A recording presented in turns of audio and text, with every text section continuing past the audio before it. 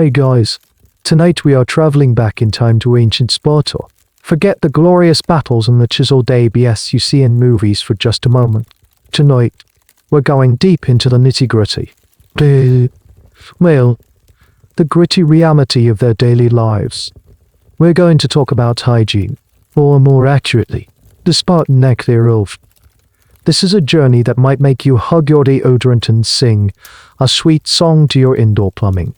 Honestly, you probably wouldn't last a day, and it might not be a spear that gets you, but a really, really bad splinter.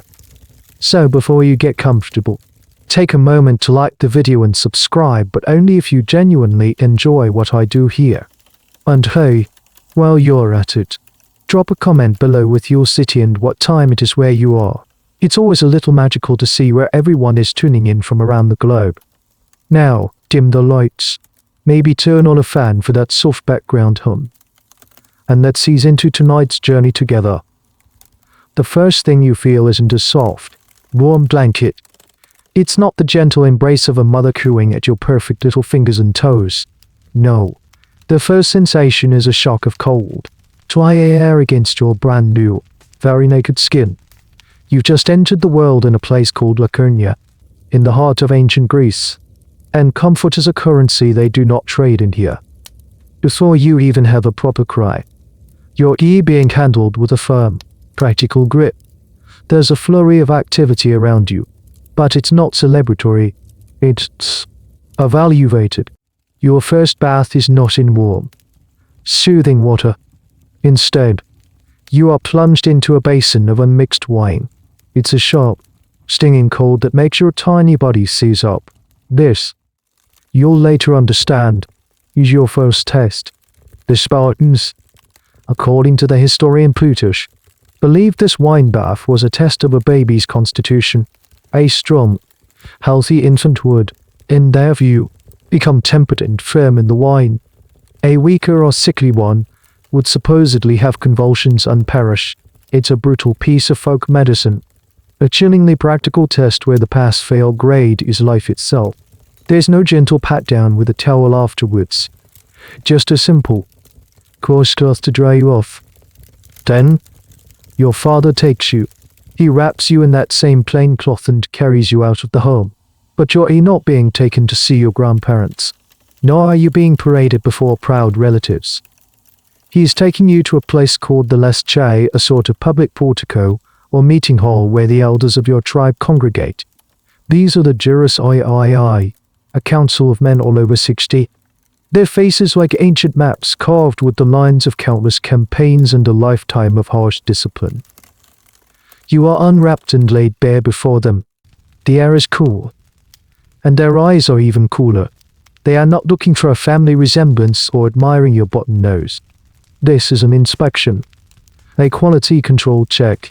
They turn you over, their calloused hands surprisingly methodical as they examine your limbs, your spine, the shape of your head.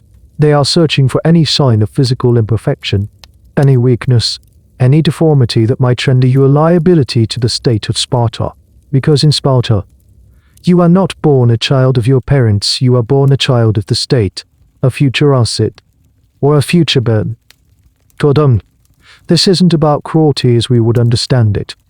It is about a terrifying form of civic logic.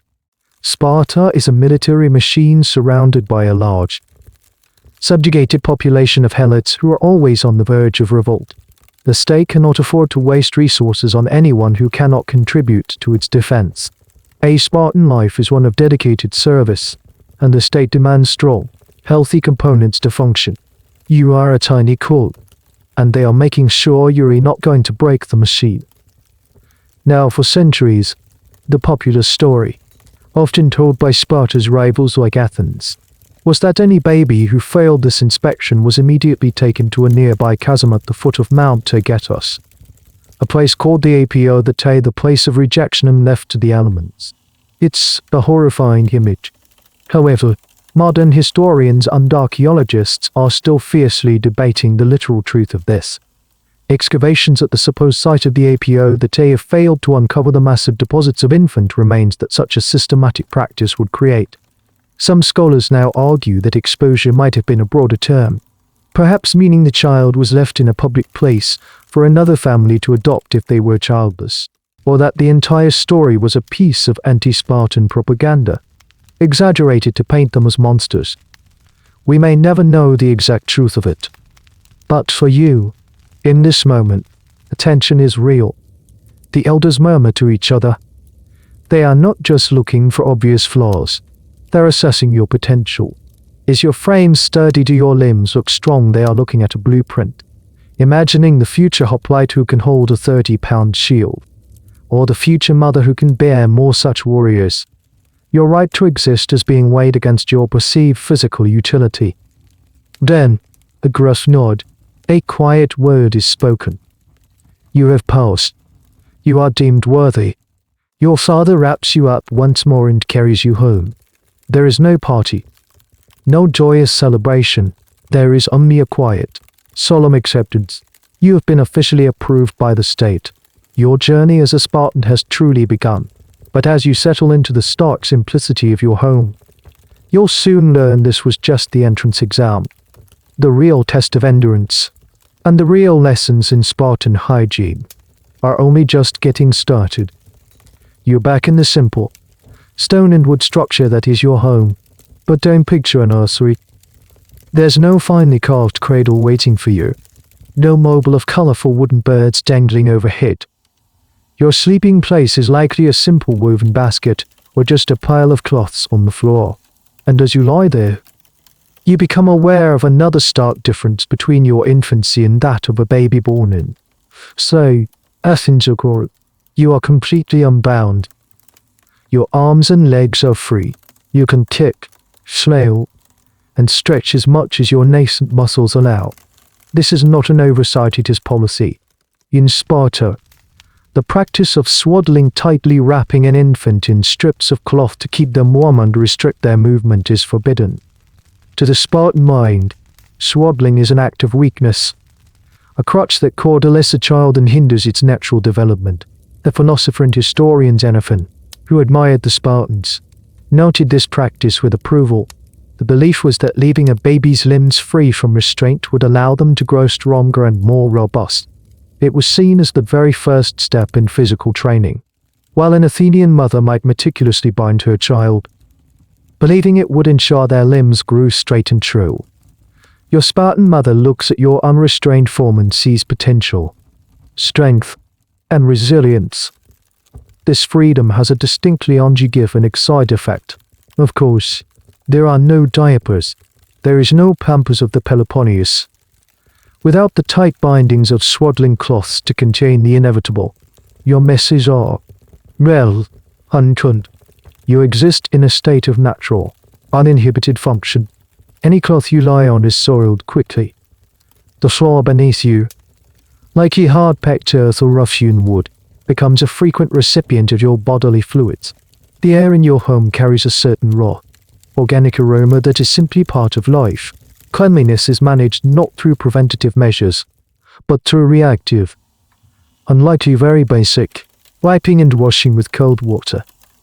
It's a world where a little bit of mess is just the background noise of existence, not a crisis to be sanitized away. This hands-off approach extends far beyond just letting you kick freely. It's the foundation of your entire early psychological conditioning. From your first days, you are being trained to be tough, to be undemanding. You are deliberately left alone in the dark to teach you not to be afraid. No one rushes to your side the moment you begin to cry. Your whimpers are largely ignored, a practice designed to foster self-sufficiency and prevent you from becoming what they would consider spoiled or fussy. You are being conditioned to associate crying with pointlessness. Need food, you'll be fed on a schedule, not on demand. Feeling a little lonely, you'd better get used to your own company. Plutarch tells us that Spartan nurses were famous throughout Greece for this very reason. Wealthy families in other city-states would sometimes try to hire a Laconian nurse to instill some of that famous Spartan discipline into their own soft, pampered offspring. These nurses, products of the system themselves, raised children who were, as he puts it, not finicky about their food, not afraid of the dark, nor given to peevishness and crying. So while you might be sitting in a small puddle of your own making, you are also learning your first, most crucial lesson: your comfort is not the priority. The needs of the collective, and your future role within it, are all that matter. This practice of non-swaddling is a fascinating example of how a cultural belief shapes daily life. Today, we understand the developmental benefits of tummy time and letting babies move freely. But the Spartans were doing it for entirely different reasons, rooted in their martial ideology. Historians still debate the tangible outcomes of this approach. Did leaving babies unswaddled truly lead to physically superior adults? Or was its primary effect psychological? The argument can be made that this wasn't really about building bigger biceps in infancy, but about forging a particular mindset. It was the first filter in a lifelong process designed to eliminate any inclination toward comfort-seeking, complaint, or individualism. It was about creating a human being who didn't even know what it was like to be coddled, and therefore would never miss it. You learn the world through these early sensory inputs. The feeling of cool, rough stone against your back, the texture of a coarse woolen cloth that is sometimes damp, the freedom to punch your own face by accident, a common rite of passage for the unswaddled. You are not shielded from the world, you are thrust into it. And as you grow from a squirming infant into a toddler, this principle remains. You'll be barefoot most of the time. Your feet growing tough on the uneven ground. You wear a simple tunic, regardless of the season's chill. Every aspect of your early life is a silent lesson in austerity. The food you are given is plain and basic, designed for sustenance, not pleasure. The goal is to raise a child who is not a slave to their appetites. Be it for food, comfort, or attention, you are being meticulously crafted, piece by piece, into a Spartan. And you're about to discover that as you get a little older and start eating solid food, the Spartan dedication to unpleasant but practical is about to be taken to a whole new, and rather infamous, level. Your taste buds are in for a brutal education. The hazy, unburdened days of infancy are fading. You're now a toddler, sturdy on your feet, running barefoot across the hard-packed earth around your home. The world is no longer just a collection of sensations, it's a place you can actively explore. But as you are weaned from your mother's milk, you are introduced to the culinary world of Sparta. And let's just say it's not a gentle introduction. There are no mashed figs or honey-sweetened porridge for you. Your palate is about to be initiated into the Spartan way of life, simple, efficient, and utterly devoid of anything resembling luxury. Your daily diet is built around a few core staples. The absolute cornerstone of your nutrition is barley. You eat it in the form of a dense, hard bread called musa. It's not the light, fluffy loaf an Athenian might enjoy. This is a tough, often unleavened cake of barley meal, water, and maybe a little salt. It's heavy, chewy, and requires significant effort from your young jaw. Sometimes it's baked into hard biscuits that could probably double as a throwing weapon in a pinch. This is your primary source of carbohydrates, the fuel that powers your constantly moving body. You learn to gnaw on it without complaint, dunking it in water or goat's milk to make it marginally softer. Alongside your barley bread, you get cheese, a simple, sharp goat's or sheep's cheese, and a handful of figs or olives when they are in season. These provide essential fats and a bit of sweetness or saltness to break up the monotony. But variety is not a Spartan virtue. Your meals are predictable, repetitive, and designed for one purpose only: to build a strong body. The idea of eating for pleasure is a foreign concept, something you might hear about in stories of the decadent, soft people in other cities. Here, food is fuel, and you are an engine of the state. You don't eat when you're hungry, you eat when it's time to eat. Portion control is a lesson learned from your earliest meals. You are given just enough to satisfy your body's needs, and no more. This practice is meant to train you to withstand hunger, to have mastery over your own appetites. A boy who can ignore a rumbling stomach is a boy who will one day become a soldier who can march for days on minimal rations without complaint. It's a harsh, but effective, form of discipline that is baked into your very being, one bland mouthful at a time. Now for a truly bizarre, and frankly quite indignific, little tidbit of Spartan child rearing. According to some ancient sources, particularly Xenophon, there was a strange custom designed to make children resourceful. You would occasionally be deliberately underfed, the goal to encourage you to steal food. This wasn't about fostering a generation of criminals, it was about teaching cunning, stealth, and daring. If you successfully stole food, a fig from a neighbor's tree, a bit of cheese from the pantry without getting caught, you were praised for your skill. However, if you were caught in the act, you were severely punished, not for the act of stealing itself, but for the clumsiness of being discovered. It was a high-stakes game of survival training played out in the fields and homes of your community. Think about the hygiene implications of that. A hungry child, sneaking around, is not going to pause to wash their hands or the piece of food they just snatched from a dusty corner. You would grab what you couldn't eat it quickly. That and all. It's a system that prioritizes practical skill over something as secondary as sanitation. In a world without a modern understanding of germs, the dirt was just part of the prize. The whole concept of picky eating is non-existent. You eat what you are given, or you go hungry. The choice is that simple. This educational diet, as some historians call it, was meticulously planned. It wasn't about starving children, but about keeping them lean and athletic, never allowing them to become sluggish or overweight. The Spartans observed that animals who were kept slightly lean and hungry were often more agile and aggressive, and they applied this same logic to their children. Historians are still debating the precise nutritional value and long-term health effects of this diet. On one hand, it was low in sugar and processed foods which didn't exist anyway, and rich in fiber. It likely created very lean, tough individuals. On the other hand, was it nutritionally complete? Did it provide all the necessary vitamins and minerals for a growing child? Some scholars suggest that this restricted diet, especially in a world prone to crop failures, could have led to nutritional deficiencies, stunting growth in some cases. Despite the cultural ideal of tall, strong warriors, the archaeological evidence from skeletal remains is still being analyzed to answer these very questions. As you finish your mega meal of barley bread and a few olives, you wipe your hands on your tunic, or maybe just on the ground. There's no fanfare, no dessert, no lingering at the table. The meal is over. It's time to get back to the real business of a Spartan childhood: running, wrestling, and playing games that are less about fun and more about informal combat training. Your body is adapting. You're learning to function on this basic, rough fare. You don't know any different, so you don't complain. But this phase of your life, living at home under this strict but still familiar regime, is about to come to a sudden and dramatic end.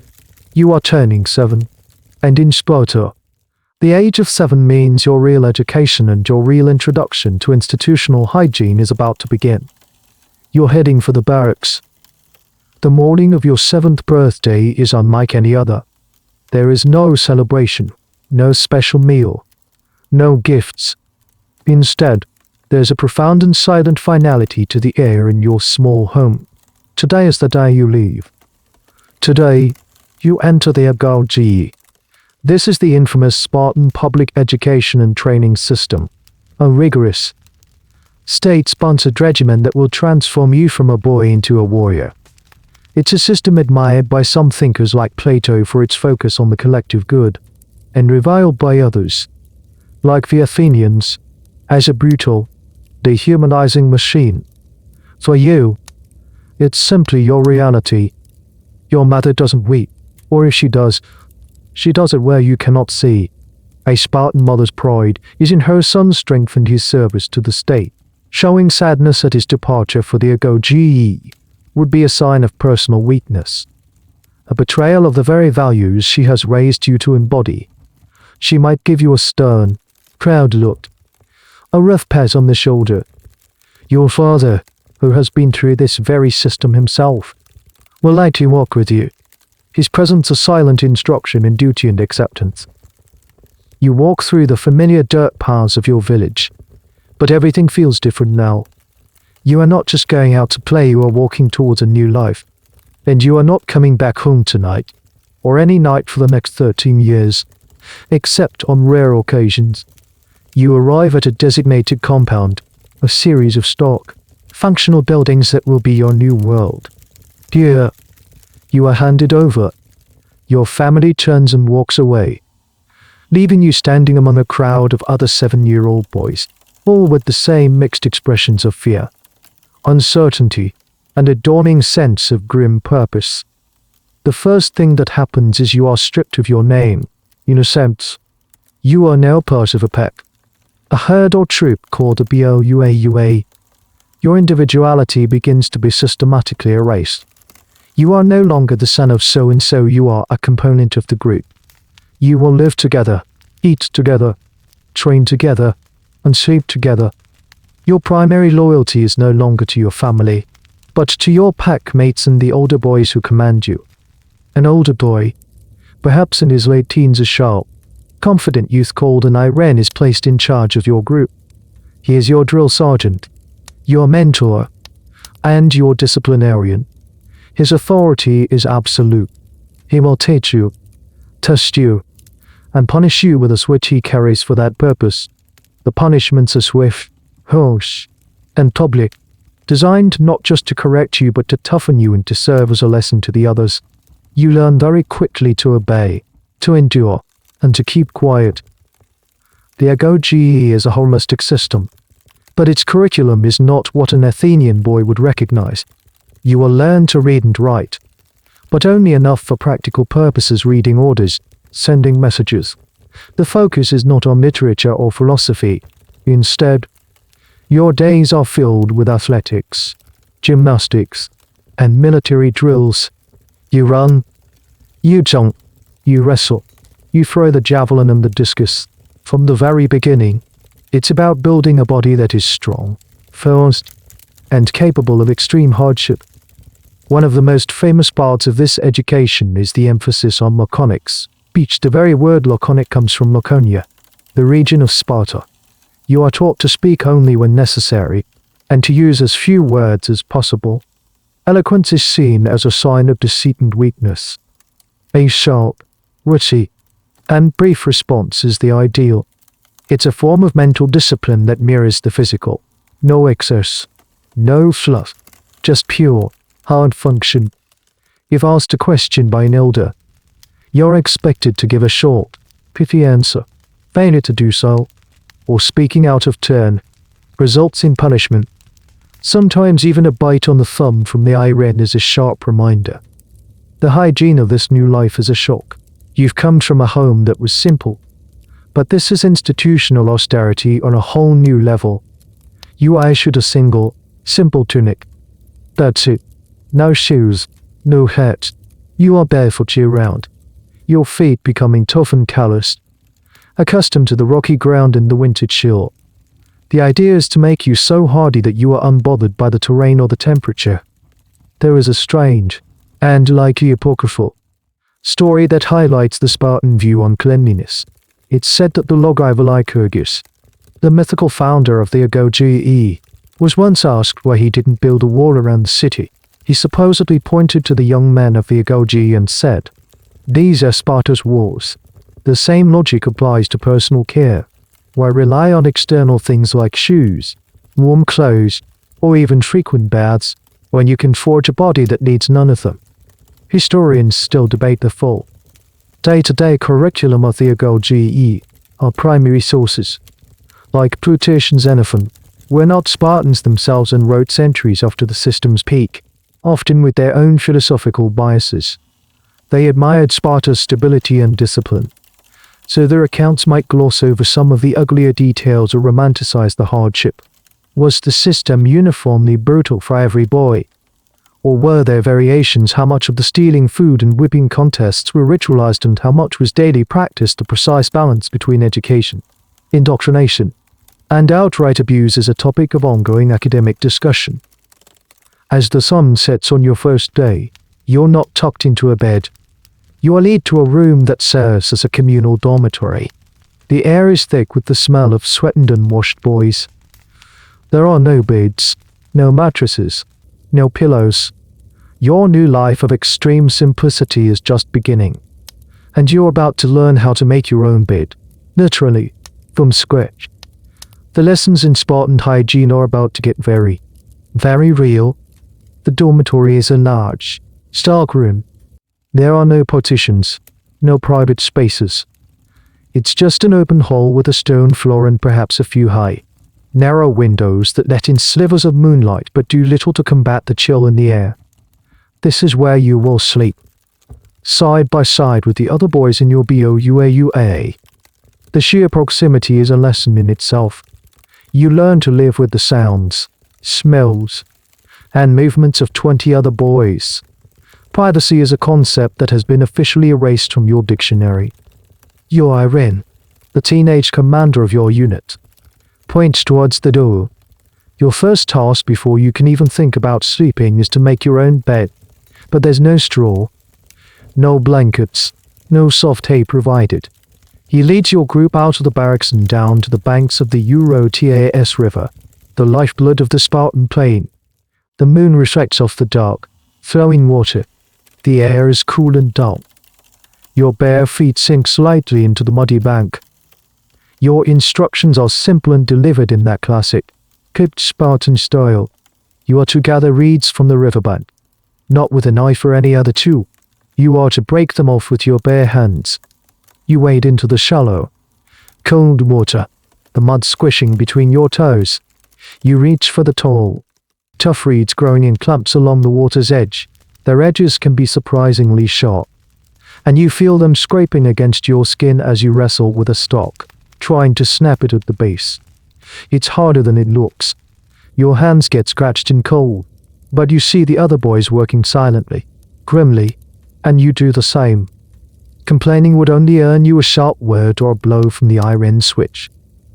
You gather an armful of the rough, green stalks and carry them, dripping, back to the dormitory. You lay them on the cold stone floor in a pile that is meant to be your mattress. It's not comfortable.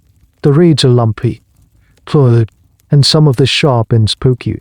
In the winter, you are allowed to add a layer of thistledown, the fluffy seed heads of thistles on top of your reeds. This is considered a great luxury, a soft indulgence to help insulate against the bone-deep cold of the floor.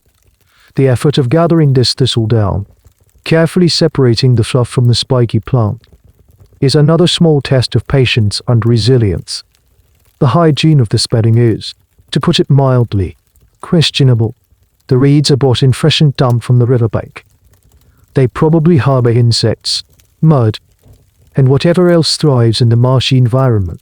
As they dry, they become brittle and dusty. They are rarely, if ever, replaced.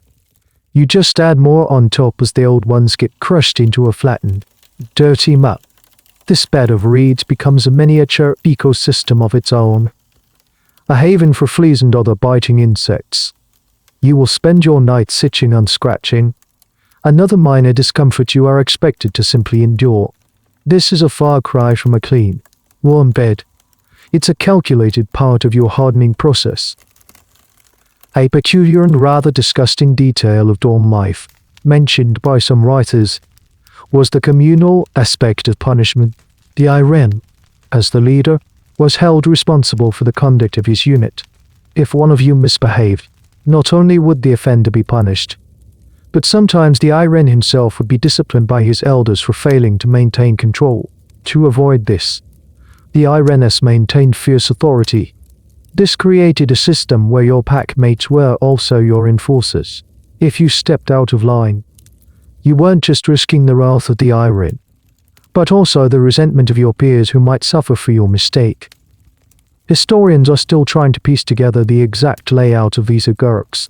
Archaeological evidence for them within the site of ancient Sparta is sparse, as the Spartans, true to their philosophy, did not build grand, monumental structures for such purposes.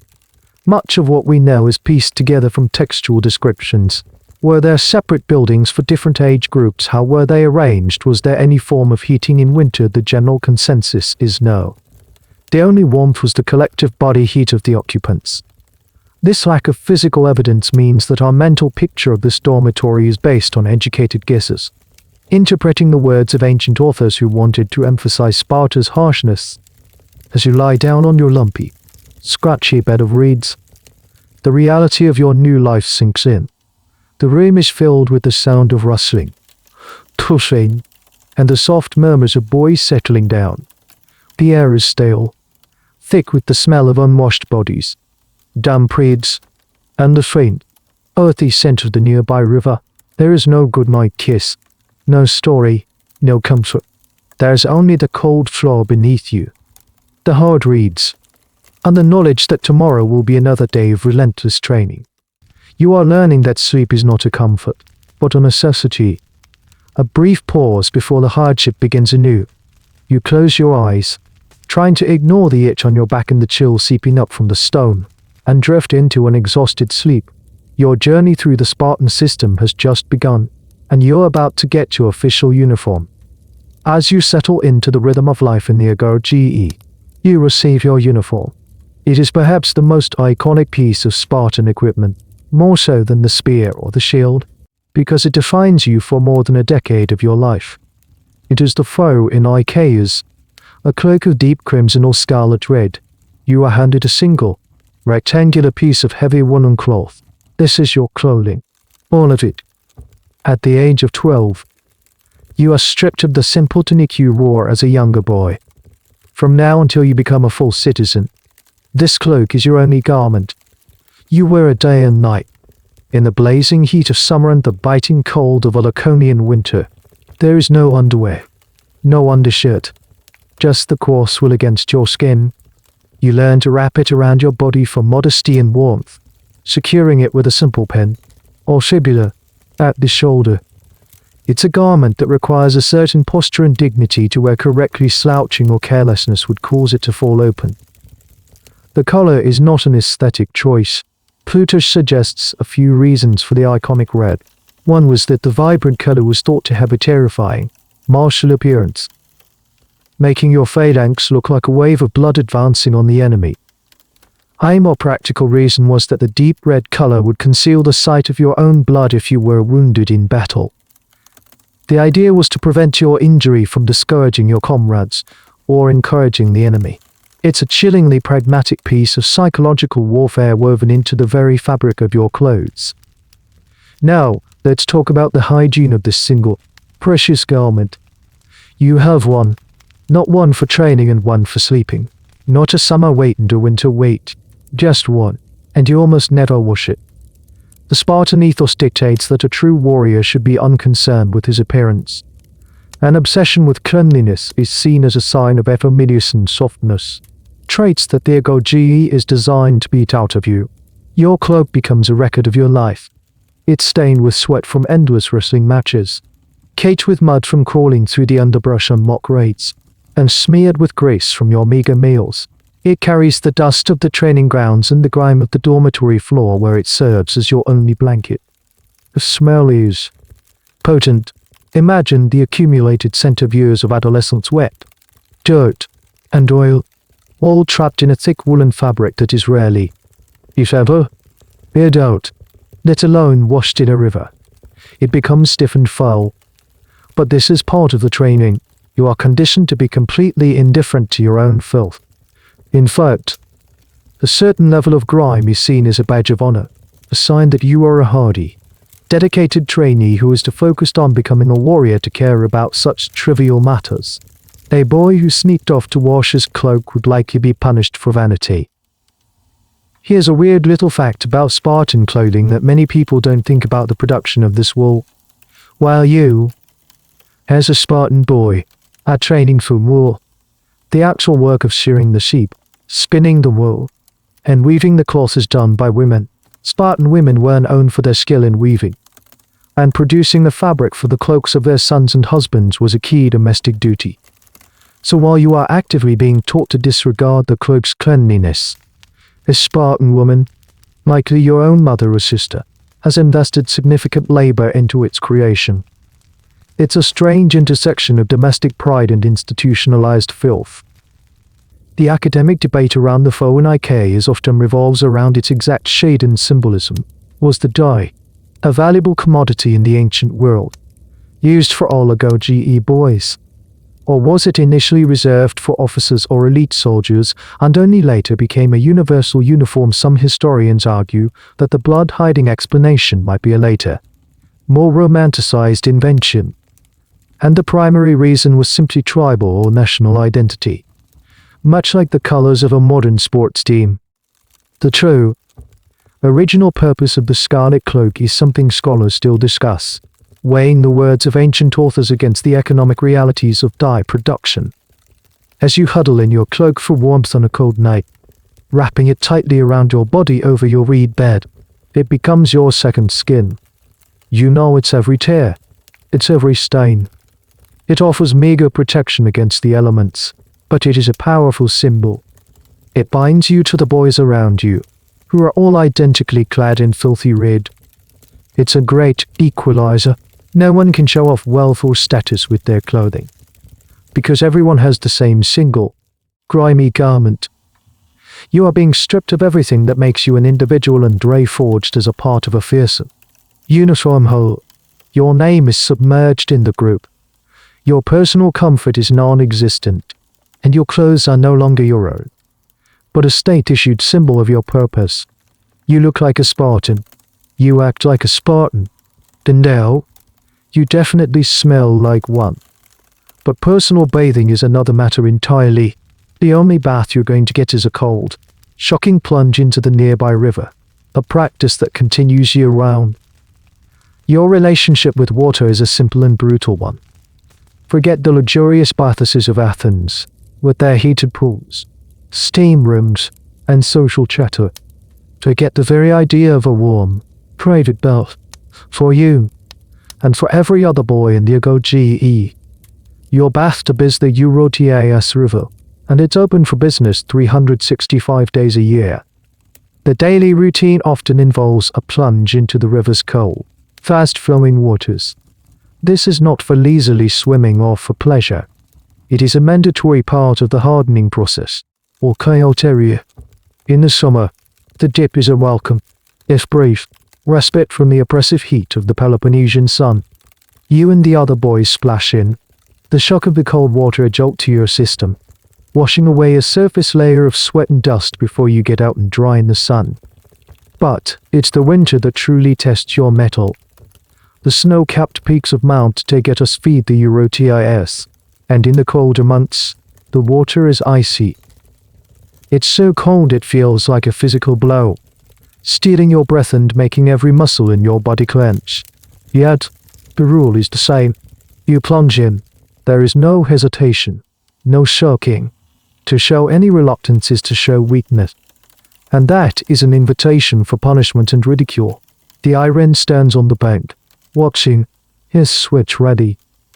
You learn to embrace the shock, to control your body's reaction, to emerge from the freezing water with a look of stoic indifference on your face, even as your skin turns blue and your teeth chatter uncontrollably.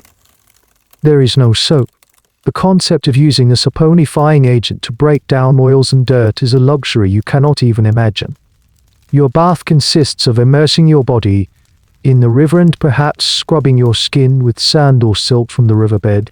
It's a purely abrasive cleaning method. It might remove the outermost layer of grime, but it does little to truly sanitize. Your hair is rinsed with the same cold water. Your body is submerged, and that's it. You get out, shake off the excess water like a dog, and let the air do the rest. There are no towels. A towel is another comfort, another crutch, another thing to be scorned. You simply stand, shivering, until you are dry, or more often, you get dressed in your single woolen cloak while still damp. Of course, damp while chafing against your cold skin is just another sensation to be endured. This practice has a very interesting, and perhaps unintended, side effect that ancient people commented on. The Spartans were known for their ruddy, healthy complexions and lean, hard physiques. The writer Pausanias, in his travels, noted how Spartan bodies were hardened and not softened by hot water. The constant exposure to cold water, combined with a life of intense physical exercise and a lean diet, likely gave them a very toned, athletic appearance. They looked like finely tuned machines, while an Athenian noble might have pale, soft skin from a life spent indoors and in warm baths. Your skin is weathered, taut, and accustomed to the elements. The hygiene here is not about being clean in the modern sense, but about cultivating a specific physical aesthetic of hardness and vitality. One of the more obscure debates among classicists is about the use of the strigil in other parts of the Greek world, and later in Rome. Athletes would cover themselves in olive oil and then use a curved metal scraper, the strigil, to scrape off the oil, sweat, and dirt. It was a primary method of cleaning. Did the Spartans use the strigil? The evidence is ambiguous. Some sources suggest they did, as oiling the body was common practice for wrestlers throughout Greece. However, the use of a special tool for cleaning seems to border on the kind of luxury that the Agoge was designed to eliminate. The dominant theory is that, if they did oil themselves for wrestling, the cleaning method was the same as always a leap into the Eurotas, not a meticulous scraping with a fancy implement. The very idea of a skincare routine was antithetical to the Spartan spirit. So is this practice healthy? Historians and historical medical experts are divided. On one hand, the constant cold plunges could have strengthened the immune system, a concept known today as cold thermogenesis. It certainly would have weeded out the weak. On the other hand, plunging into a river, which also served as a disposal system for the community further upstream, while you were still damp and cold, in the middle of winter, is a recipe for hypothermia and other illnesses. It's a perfect example of the Spartan gamble: what doesn't kill you makes you stronger. The problem is, for some, it probably did kill them. You come to view the river not as a place of cleansing, but as another training ground, another obstacle to overcome. It is a symbol of the relentless, unforgiving nature of your world. As you stand on the bank, your body still aching from the cold, your red cloak feeling heavy and damp, you look at your reflection in the water. You see a boy with long, unkempt hair, a body that is lean and hard, and eyes that are learning to hide any trace of discomfort. Your grooming is far from over, and your long hair, a surprising symbol of Spartan manhood, requires its own unique and minimal form of care. In a world of stark, military uniformity, one thing stands out: your hair. As you grow from a boy into a youth, you wear it long. This might seem like a strange contradiction in a society that shuns all forms of vanity and personal adornment. Why would young men cultivate long, flowing hair?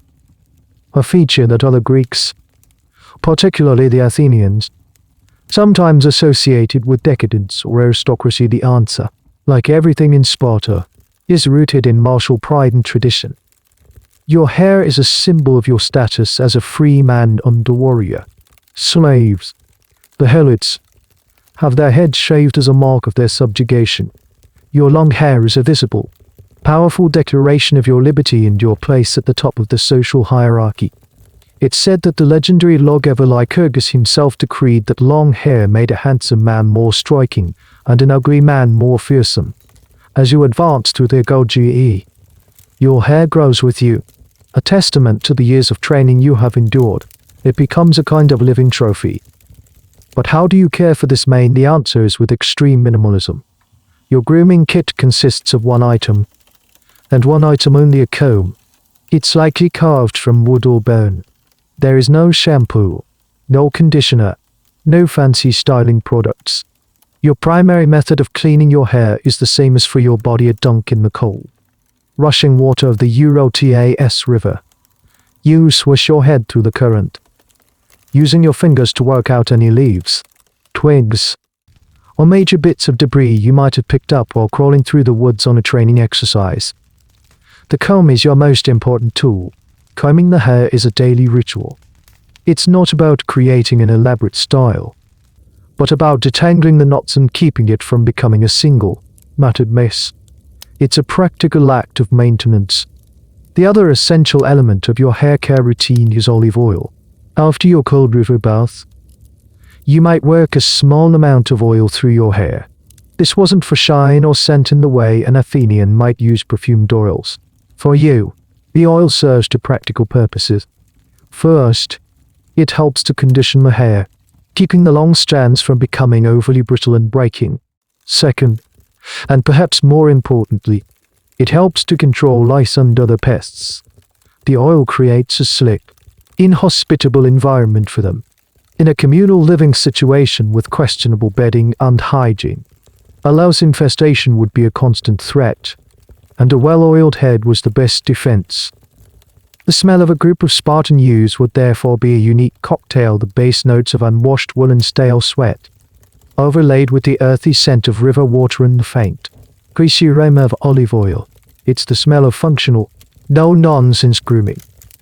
A truly bizarre and fascinating detail relates to the public nature of this grooming.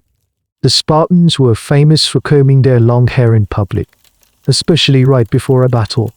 The historian Herodotus tells a famous story of a Persian spy sent to observe the Spartans at the pass of the Thermopylae. The spy returned to the great king Xerxes, confused and amused. He reported that he had seen the Spartan soldiers outside their camp, casually exercising and meticulously combing and dressing their long hair. Xerxes thought this was a sign of arrogant folly, that these men were preening themselves before their certain death. A Greek advisor had to explain the truth. This was not vanity. This was a ritual.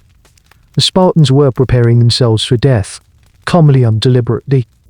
Combing their hair was an act of mental preparation, a final, orderly ritual before entering the chaos of combat. It was a terrifying signal to anyone who understood their culture. They were getting ready to fight to the last man. Historians and archaeologists still debate the specifics of Spartan hairstyles. Did they braid it tight? The back literary sources are vague, often just saying they dressed or adorned it. Some ancient pottery and sculptures depict Laconian warriors with their hair in simple braids or tied in a knot at the back of the head, which would be a practical way to keep it out of their eyes during a fight. The idea of them going into battle with their hair flowing freely like in the movies is probably inaccurate.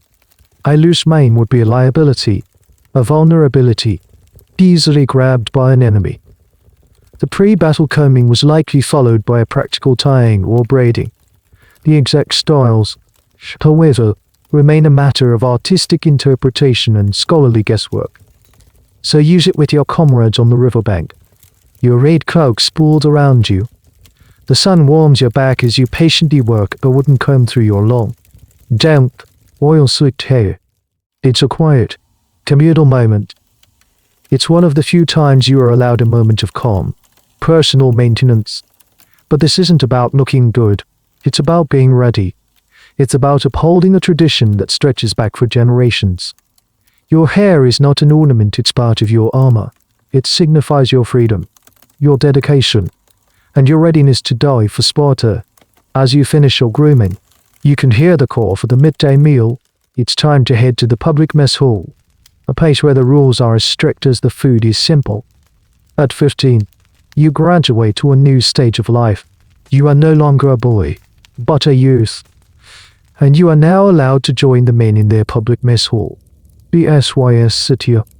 This is not just a cafeteria, it is the central pillar of Spartan civic life.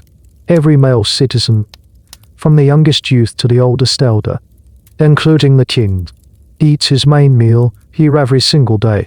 Missing a meal without a valid excuse like being on a hunt or performing a sacrifice is a serious social offense.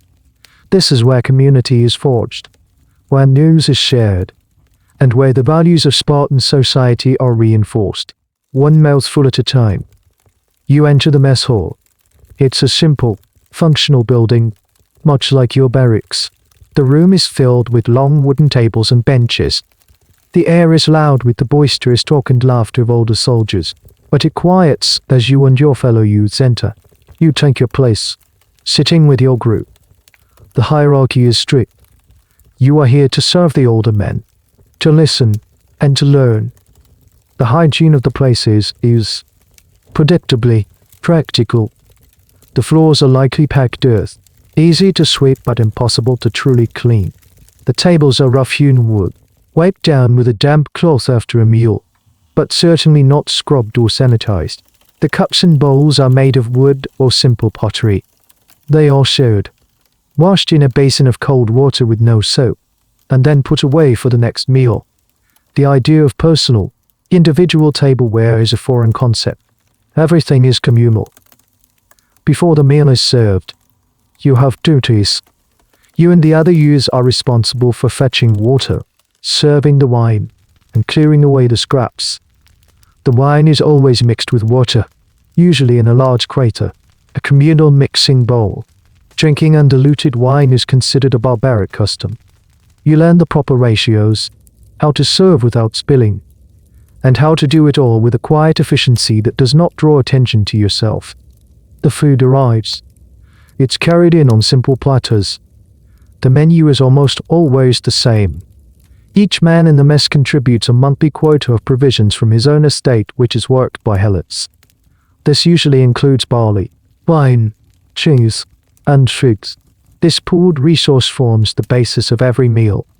The main course is often a simple barley porridge or the hard barley bread you are all too familiar with. This is supplemented with a small portion of meat, usually pork, which has been boiled. Roasting meat was considered a luxury, boiling was more efficient. You are watched constantly by the older men. Your table manners are under scrutiny. You are expected to eat without greed, to take only your fair share, and to eat in silence unless spoken to. The older men at the table use the mealtime as an opportunity to test the youths. They will ask you sharp, probing questions, demanding a clever and laconic reply. Who is the best man in Sparta? What is the purpose of this law? A foolish or long-winded answer will be met with ridicule, and possibly a pinch or a blow. It's a constant mental hazing, designed to sharpen your wits and teach you the art of Spartan conversation. Here's a little-known and rather clever detail about the HYGIENE. It was also a democratic institution. In a way, each table of about 15 men was a self-electing club. To join a mess, a new member had to be voted in unanimously by the existing members. The voting was done in secret. Each man would take a piece of soft bread and drop it into a container. If he approved of the candidate, he dropped the bread as it was. If he disapproved, he would squeeze it flat in his hand first. A single flattened piece of bread was enough to deny him an entry. This system ensured that the dining groups were made of men who were compatible and respected each other, fostering incredible bonds of loyalty. A man who failed to get elected to any mess was a social outcast. The historical debate around the HYGIENE often centers on its true social function.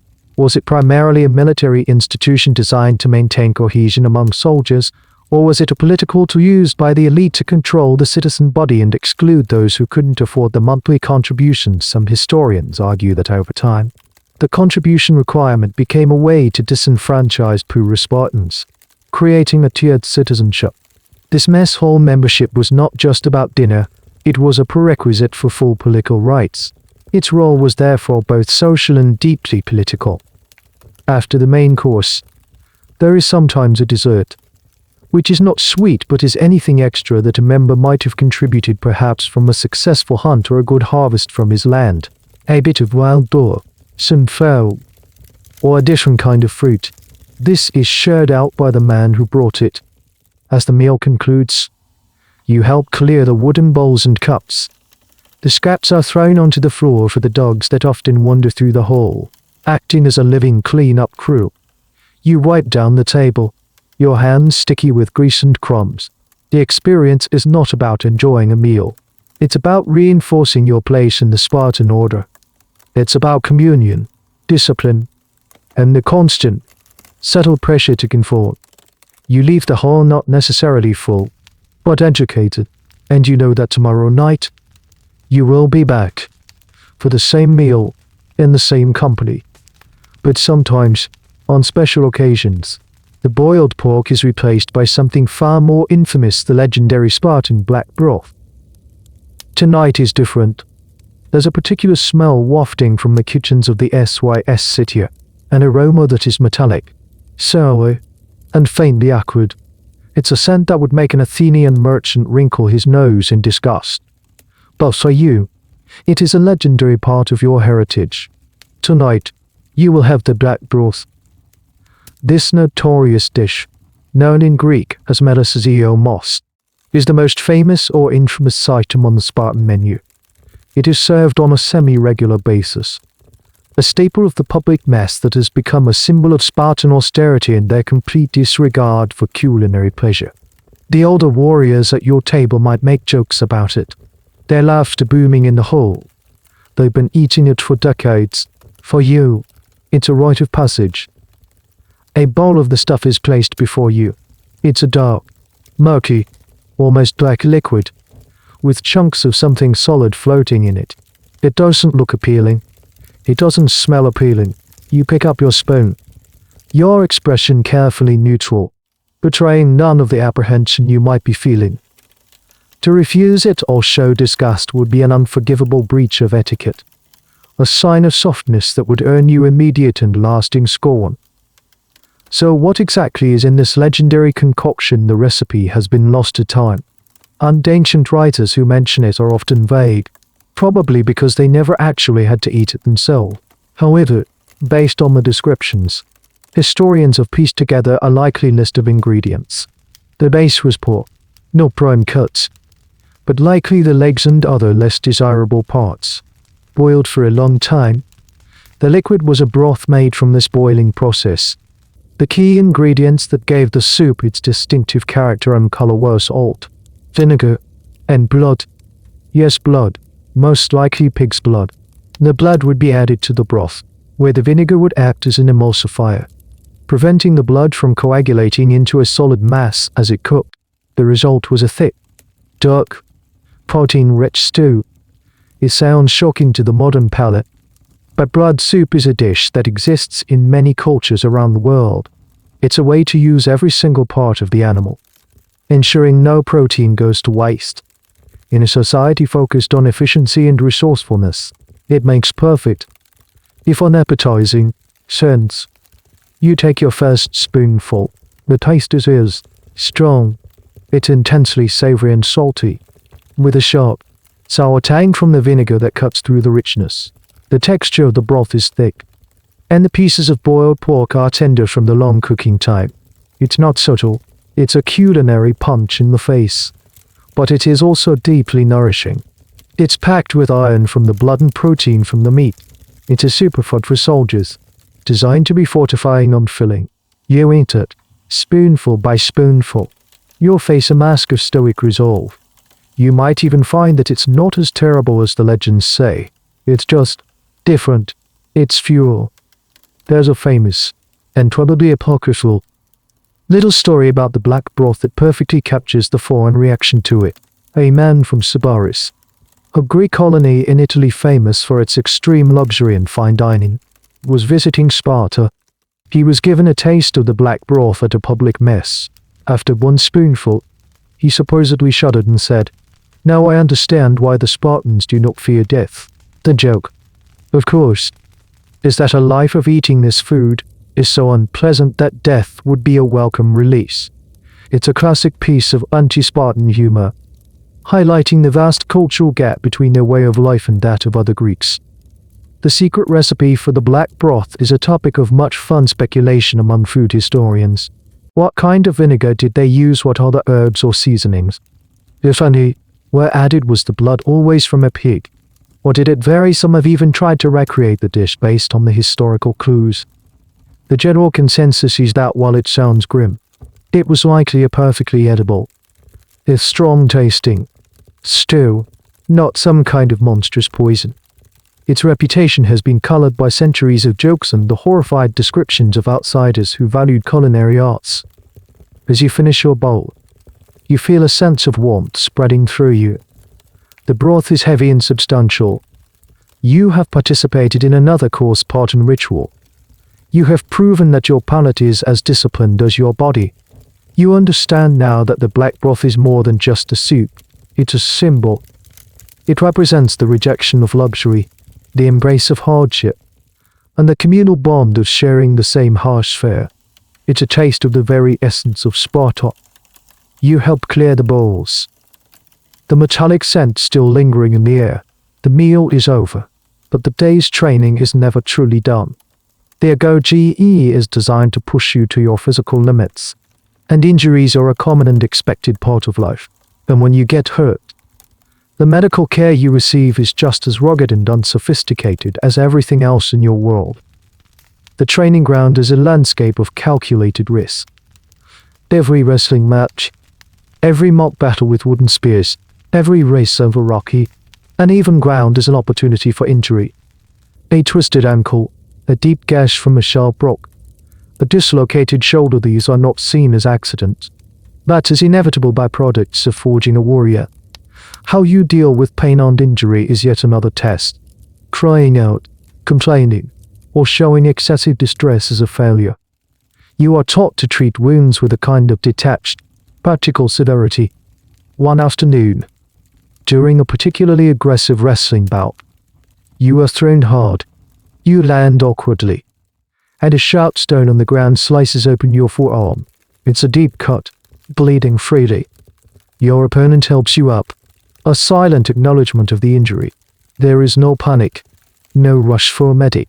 Your Irene, the teenage leader of your unit, inspects the wound with a critical, unimpressed eye. His job is not to comfort you, but to assess the damage and oversee the treatment. You are not taken to a pristine infirmary. There are no specialized doctors for the boys of the Agoge. Basic first aid is a skill that all Spartans learn. You are likely taken to the side, near the river. The first step is to clean the wound. This is done with whatever is at hand, cold river water, or perhaps a splash of wine. The wine, with its alcohol content, would act as a crude antiseptic, stinging fiercely as it flushes out the dirt and grit. You are expected to bear this pain without flinching. Next, the bleeding must be stopped. This is done through direct pressure, perhaps using a piece of your own woolen cloak, grimy as it is, or a wad of leaves. If the cut is particularly severe, they might use a primitive form of tourniquet. For smaller cuts, they might use a natural astringent. One of the most common applications was a wad of spitbears. This is a piece of ancient folk medicine that is surprisingly effective. Spitbears are rich in vitamin K, which aids in clotting, and their fine, sticky texture helps to bind the wound together. You watch as another boy gathers a thick clump of webbing from the corner of a building and presses it directly into your cut. It's a strange, ticklish sensation, but the bleeding does begin to slow. For dressing the wound, there are no sterile bandages. You use what nature provides. They might bind your arm with large, clean leaf stalk. Leaves were often used for their broad shape, or strips of linen if any are available. More often than not, the wound is simply left open to the air to scab over, with the belief that the fresh air is good for it. A fascinatingly strange, and frankly bizarre, Spartan remedy for sprains and bruises was the application of a concoction made from human urine. Specifically, the urine of a person who had been drinking a great deal of wine. The belief was that this processed urine had special healing properties. While it sounds utterly repulsive, some modern analysis suggests that the ammonia and other compounds in urine could have had a mild anti-inflammatory or antiseptic effect. Still, the idea of having a compress soaked in stale, wine-laced urine strapped to your sprained ankle is a uniquely unappealing image. It's a perfect example of hygiene and medicine being guided by tradition and observation rather than scientific understanding. The academic world still debates the effectiveness of Spartan battlefield medicine, while the Agoge training focused on folk remedies, where their more specialized practitioners, or HYGIENE, who handled serious military casualties. Homer's Iliad, a foundational text for all Greeks, is full of detailed descriptions of extracting arrows and treating wounds, suggesting a body of knowledge existed. Historians argue that a military state like Sparta must have had a system for treating its valuable soldiers. However, this formal medical care was likely reserved for full-fledged warriors in the field, not for boys in training. You are expected to be tough enough to heal for most things on your own, with minimal intervention. The prevailing philosophy is that pain is a great teacher. You are taught not only to endure it, but to learn from it. Why did you get injured? Were you clumsy? Was your technique flawed? The injury is treated as a learning opportunity. The scar it leaves will be a permanent reminder of your mistake. Your body becomes a map of your training. Each scar, a lesson learned. As the day ends, your arm throbs with a dull ache. The spider-bound leaf bandage is crude, but it's holding. You will receive no special treatment, no reprieve from your duties. You would eat your meal at the SYS city and sleep on your bed like everyone else. The state has no time for convalescence. This relentless pressure to recover quickly and without complaint is part of what makes a Spartan. It weeds out those whose bodies cannot keep up with the demands of the system. You fall asleep. The pain a low hum in your awareness, knowing that the ability to heal is just as important as the ability to fight. And as you lie there, another basic, universal human need makes itself known, one that is handled with the same rugged simplicity as everything else in Sparta. The call of nature is a universal and unavoidable reality, even for a hardened Spartan trainee. But in the stock, functional world of the Agoge barracks, you won't find a row of private, comfortable latrines. The concept of a dedicated restroom as a place of privacy and sanitation is a luxury that belongs to other, softer cultures. So, where do you go? The answer is a lesson in communal living and environmental pragmatism. For most of your daily needs, the solution is simple: you go outside. The barracks and training grounds are not situated in the dense heart of a city, but on the outskirts, with ample access to open land, fields, and ditches. You are taught to be discreet, to find a spot away from the main pathways and living areas. A designated trench or specific, secluded area might be used, a place known to everyone as the latrine field. Hygiene, in this context, is about managing odor and avoiding fouling the immediate living space. It's not about an elaborate system of waste removal. You learn to dig a small cat hole with your Hilora stick, do your business, and then cover it with dirt. This is a practice familiar to any modern campo soldier, and for good reason. It's simple, effective, and it uses the natural decomposition processes of the soil to break down the waste. It minimizes smells and the attraction of flies. This is not a formal lesson you are taught in a classroom. It is common sense, enforced by the group. A boy who is careless and leaves a mess in a conspicuous place will be swiftly and harshly corrected by his peers or the iron. At night, leaving the barracks to venture into the cold and dark isn't always practical or permitted. For these situations, there is a communal solution: the chamber pot. A large, simple earthenware pot is kept in a corner of the dormitory. This is for urination during the night. It's a shared resource, used by all 20 or so boys in your unit. In the morning, it is the duty of the youngest boys to take the pot, carry it outside, empty it into a designated ditch or field, and rinse it out in the river. It's an unpleasant but necessary chore. Another small lesson in humility and shared responsibility. There is no privacy in its use. The sound and smell are just another part of the dormitory sensory landscape. Now for a peculiar, and rather revealing, little detail about Spartan toilet habits, or rather, their attitudes towards them. The Spartans valued self-control above almost all else. This extended to every bodily function. You are trained not only to withstand hunger and pain, but also to have control over your own bladder and bowels. A boy who constantly needs to relieve himself might be seen as lacking discipline. This is part of the reason why the food is so simple and the portions controlled. It creates a predictable digestive routine. The goal is to create a soldier who is not a slave to his body's whims, who can stand in a phalanx for hours without being distracted by physical needs.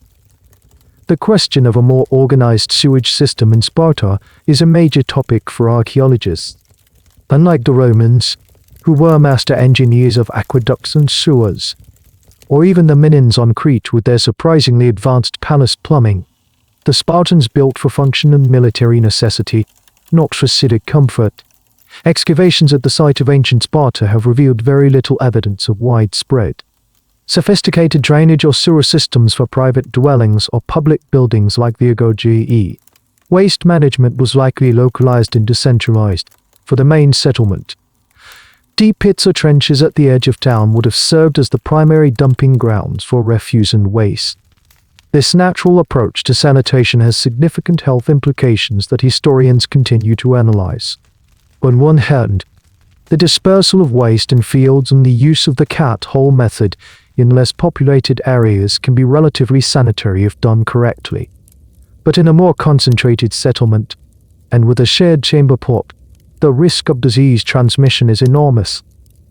A single sick boy using the communal pot could easily spread a gastrointestinal illness like dysentery to the entire unit. In the unsanitized conditions of the Agoge, an outbreak could be devastating. It's another aspect of the survival of the fittest mentality.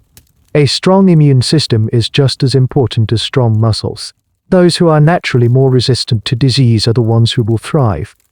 You learn to take these arrangements for granted. The quick trip to a secluded ditch, the shared chamber pot, the lack of privacy, it's all just part of the background noise of your life.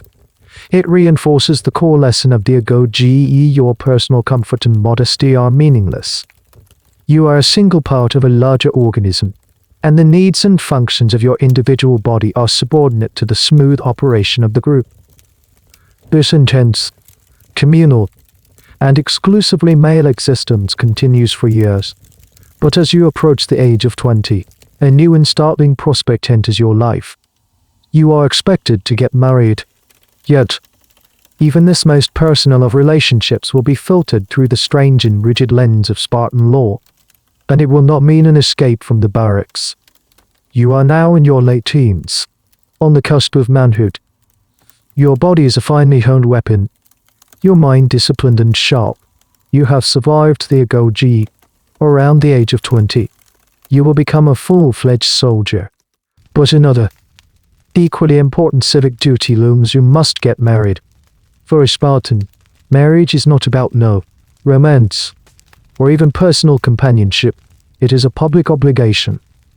The primary, and arguably only, purpose of marriage is to produce strong, healthy children for the state. A man who remained unmarried past a certain age was subject to public humiliation and penalties. According to Plutarch, bachelors were shamed in public ceremonies, sometimes forced to march around the marketplace in the winter, singing a song about how they were being justly punished for disobeying the laws. The pressure to marry is immense. But the process of getting a wife is, like everything in Sparta, bizarre and secretive. There is no gentle courtship. No asking a father for his daughter's hand. No exchange of dowries. Spartan marriage begins with an abduction. This is not a violent, non-consensual act in the way we would think of it, but a ritualized, staged kidnapping. You, the prospective husband, must choose your bride and then, by stealth, capture her and carry her off to a prearranged location. This act of theft is meant to demonstrate your cunning and daring, the same skills you were taught when stealing cheese as a boy. The bride's family is aware of the arrangement, and the bride herself is a willing, or at least prepared, participant. The wedding night itself is a strange affair.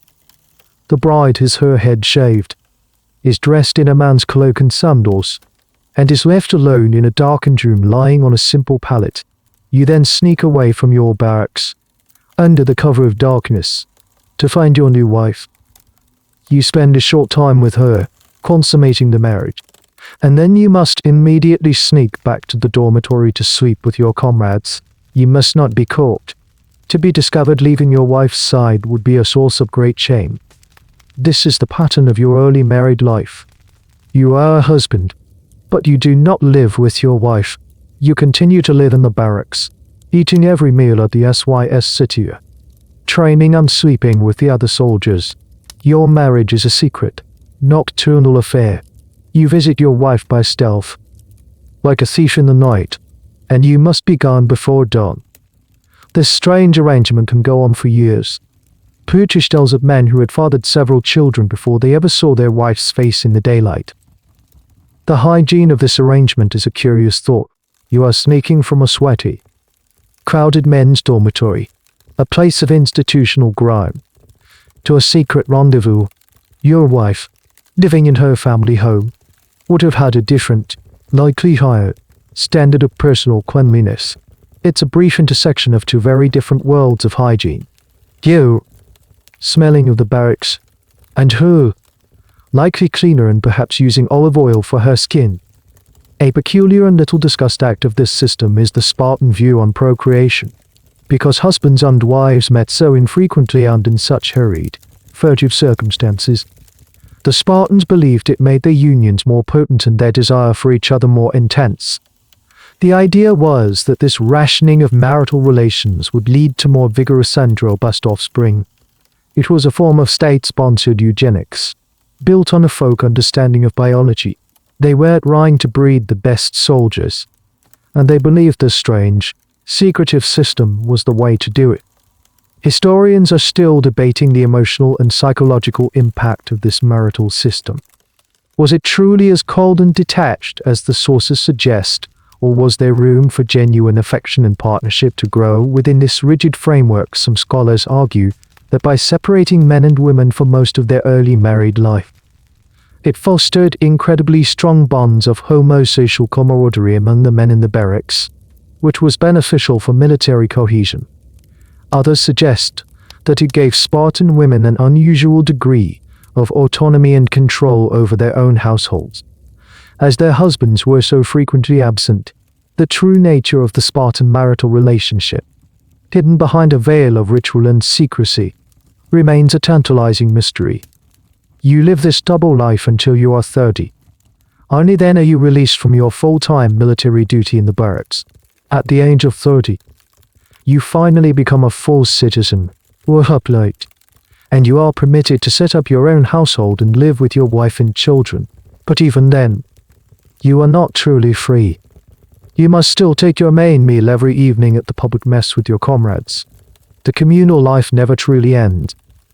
As you begin to contemplate this strange future, you might also think about the other half of this equation, the Spartan woman, whose life, while completely different from yours, is governed by an equally unique and rigorous set of expectations.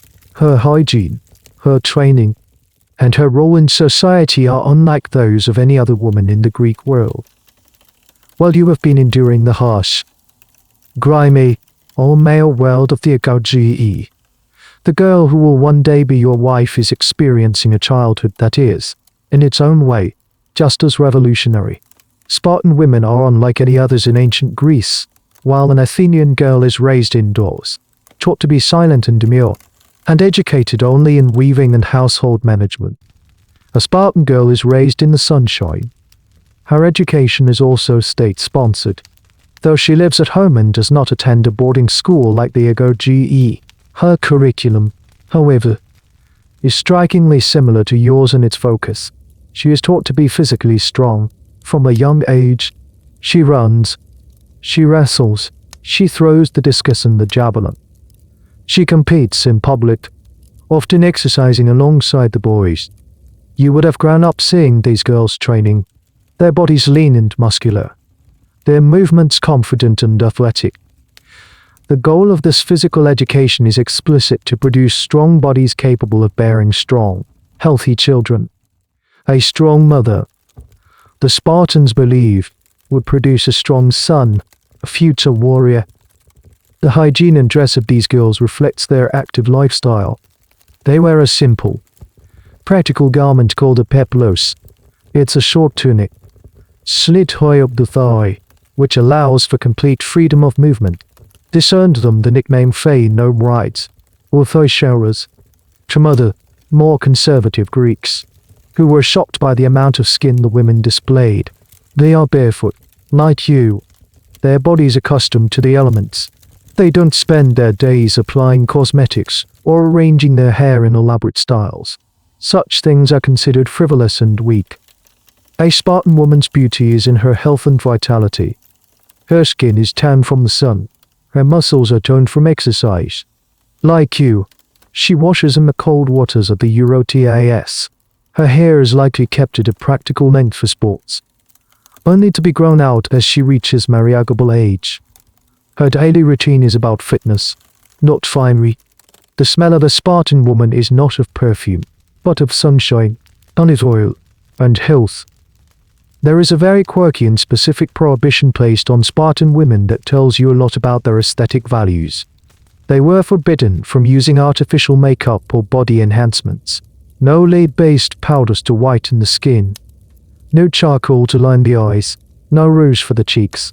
The lawgiver Lycurgus, it was said, wanted them to be judged on their natural fitness and health alone. A woman who was healthy and strong would be naturally beautiful and would not need such tricks. This is in stark contrast to other Greek societies where cosmetics were common among those who could afford them. This focus on natural, athletic beauty is central to the Spartan female identity.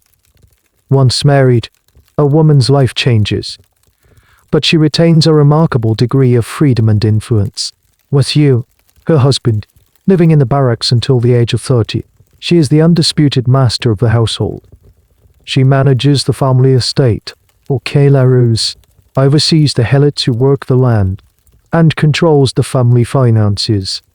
This level of economic power and domestic authority is unheard of for women in Athens or Corinth.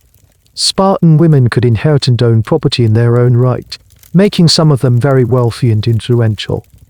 Historians often debate the true extent of this freedom. Was it genuine autonomy? Or was it simply a practical necessity created by the military obligations of the men? Some scholars argue that while Spartan women had more freedom of movement and economic power than their Greek counterparts, their lives were still rigidly defined by their procreative function. Their ultimate value to the state was as baby factories for future soldiers. Others contend that the sources, written by men, naturally focus on this aspect and may underrepresent the rich social and personal lives of these women.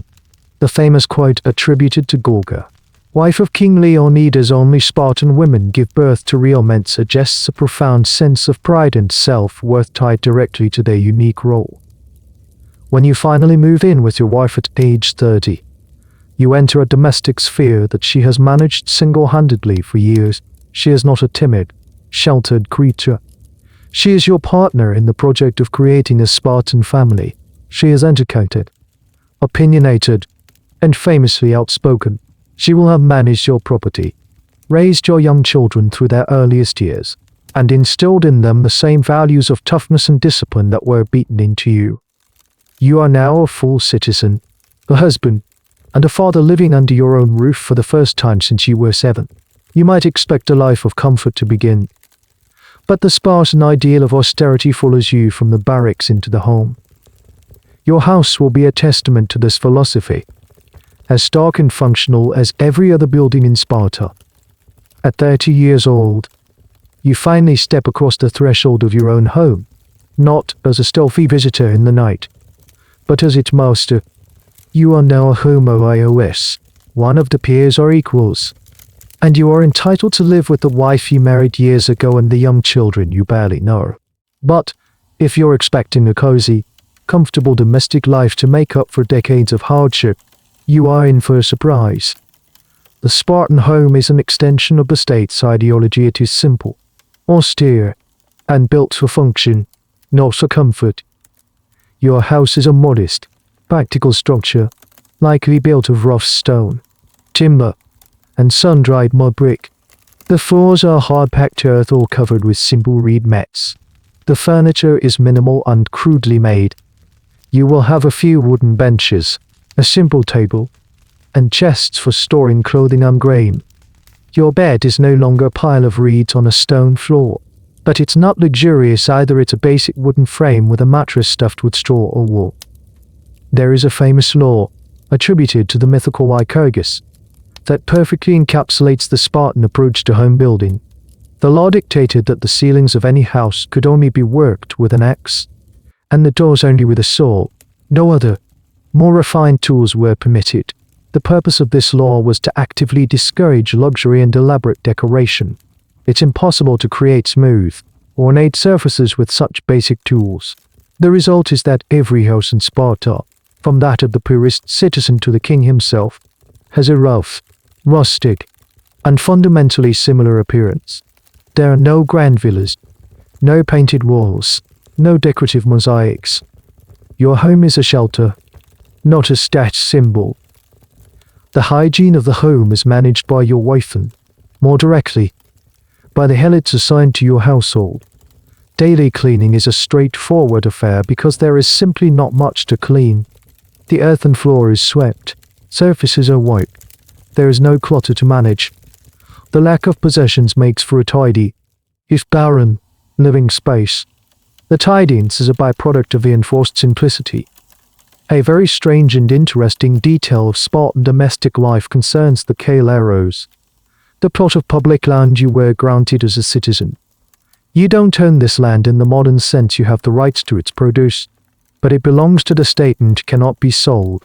This land is worked by a family of helots. The state-owned serfs who are tied to the land they farm. A portion of their harvest, a fixed amount of barley, wine, oil, and cheese is given to you each year. This is the rent that allows you to fulfill your monthly contribution to the public mess and feed your family. You are, in essence, a landlord soldier, forbidden from engaging in agriculture or any trade yourself. Your job is to train and be ready for war. The dirty work is done by others. This system creates a strange sense of detachment from your own source of wealth and sustenance. It also means your home's cleanliness is dependent on the labor of this subjugated class. The helots would bring the produce, tend to any kitchen gardens, and likely perform the most unpleasant cleaning tasks. The academic debate surrounding the Spartan home is often about its physical reality versus its ideological image. Did this law about axes and saws truly exist, and was it enforced for centuries, or was it a later invention? A philosophical shorthand used by writers like Plutarch to describe the famous Spartan austerity. Archaeologists digging at Sparta have found the remains of houses that are indeed simple, but also show variation over time. It's likely that the reality was more complex than the myth. While ostentatious luxury was certainly avoided, there were probably subtle differences in the size and quality of homes that reflected a citizen's wealth and status. Despite the ideal of equality, your children are now a central part of your life. You see them in the daylight. If you have a son, you will watch him grow, knowing that on his 7th birthday, he will be taken from you, just as you were taken from your father. You are responsible for his preliminary training, for instilling in him the Spartan virtues of obedience and toughness before the Agoge takes over. If you have a daughter, you will see her begin her own physical training, preparing for her future role as a mother of warriors. Life is structured and predictable. You wait, you train, you might oversee matters on your estate, and every evening, you leave your home and family to go to the SYS city. Your primary social and political life still happens there. Among them, your home is for sleeping and procreation. It is a functional base of operations, not a sanctuary of personal comfort. It's a clean, simple, and cold environment. And in this world devoid of soft luxuries, another, more personal aspect of hygiene becomes a daily concern: the health of your teeth. In the rugged landscape of your Spartan life, amidst the military drills and austere meals, a small, daily battle is waged inside your mouth. How do you keep your teeth clean in a world without toothbrushes and mint-flavored paste? The concept of oral hygiene as a distinct medical field doesn't exist. But the practical need to care for your teeth is very real. A soldier with a painful, obsessed tooth is a liability, and Spartans detest liability. Your primary tool for dental care is the twig, not just any twig, but a carefully chosen one, usually from a tree with fibrous, pliable wood. You would chew on the end of this stick, fraying it into a primitive, soft brush known as a dentifric mortu stick. You then use this frayed end to scrub the surfaces of your teeth, removing food particles and plaque. This practice is ancient and was common across many cultures, not just in Sparta. Different woods were believed to have different properties. Some might have a pleasant taste or antiseptic qualities. It's a surprisingly effective mechanical cleaning method. After your meal of tossed barley bread and boiled pork, you might sit and thoughtfully chew your stick. cleaning your teeth as you listen to the conversations in the mess hall. It's a simple, meditative act of personal maintenance for reaching the tricky spots between your teeth. You would use a toothpick or dentist scalpel. These could be carved from wood, bone, or even a stiff piece of straw. The aim is to dislodge the stringy bits of meat and tough husks of barley that get stuck, which, if left, could lead to decay and gum problems. The Spartan diet, while harsh, has some unexpected benefits for dental health. It is almost completely free of sugar. Honey is a rare luxury, not a daily staple. The lack of sugar means the primary fuel for cavity-causing bacteria is absent. Your diet of tough, fibrous barley bread also requires vigorous chewing. This action stimulates saliva production, which naturally helps to rinse the mouth, and the abrasive nature of the food itself can have a scouring effect on the teeth. So while your food is bland, it's actually not bad for your chompers. However, there's a very weird and rather unhygienic remedy for a toothache that was common in the ancient world. Unlikely known to the Spartans, the Greek physician Diacourses, writing in the 1st century AD, recorded the belief that worms were the cause of tooth decay. To treat a toothache, one might try to smoke out the worms. This involved heating a mixture of henbane seeds and wax on a piece of hot charcoal and inhaling the fumes through the mouth. Henbane is a powerful narcotic and hallucinogen. The worms that patients sometimes reported spitting out were likely the small, worm-shaped seeds of the plant itself. The cure came from the powerful analgesic and sedative effects of the henbane, which would temporarily numb the pain of the abscess. It was folk medicine that worked for the wrong reasons, and it was also incredibly dangerous due to the plant's toxicity. The academic debate among bioarchaeologists who study ancient skeletal remains often revolves around the dental health of different populations. By examining the skulls of ancient Spartans, they can learn a great deal about their diet and health. Studies of Laconian skeletons often show teeth that are heavily worn down, or serrated, from a lifetime of chewing coarse, gritty food. The barley was stone ground, and tiny particles of grit from the grinding stones would end up in the bread, acting like sandpaper on the enamel over the years. However, these same skeletons often show a surprisingly low incidence of cavities dental caries compared to, say, Roman populations who had more access to sugary food. So you would have teeth that were worn flat, but lightly strong and free of decay.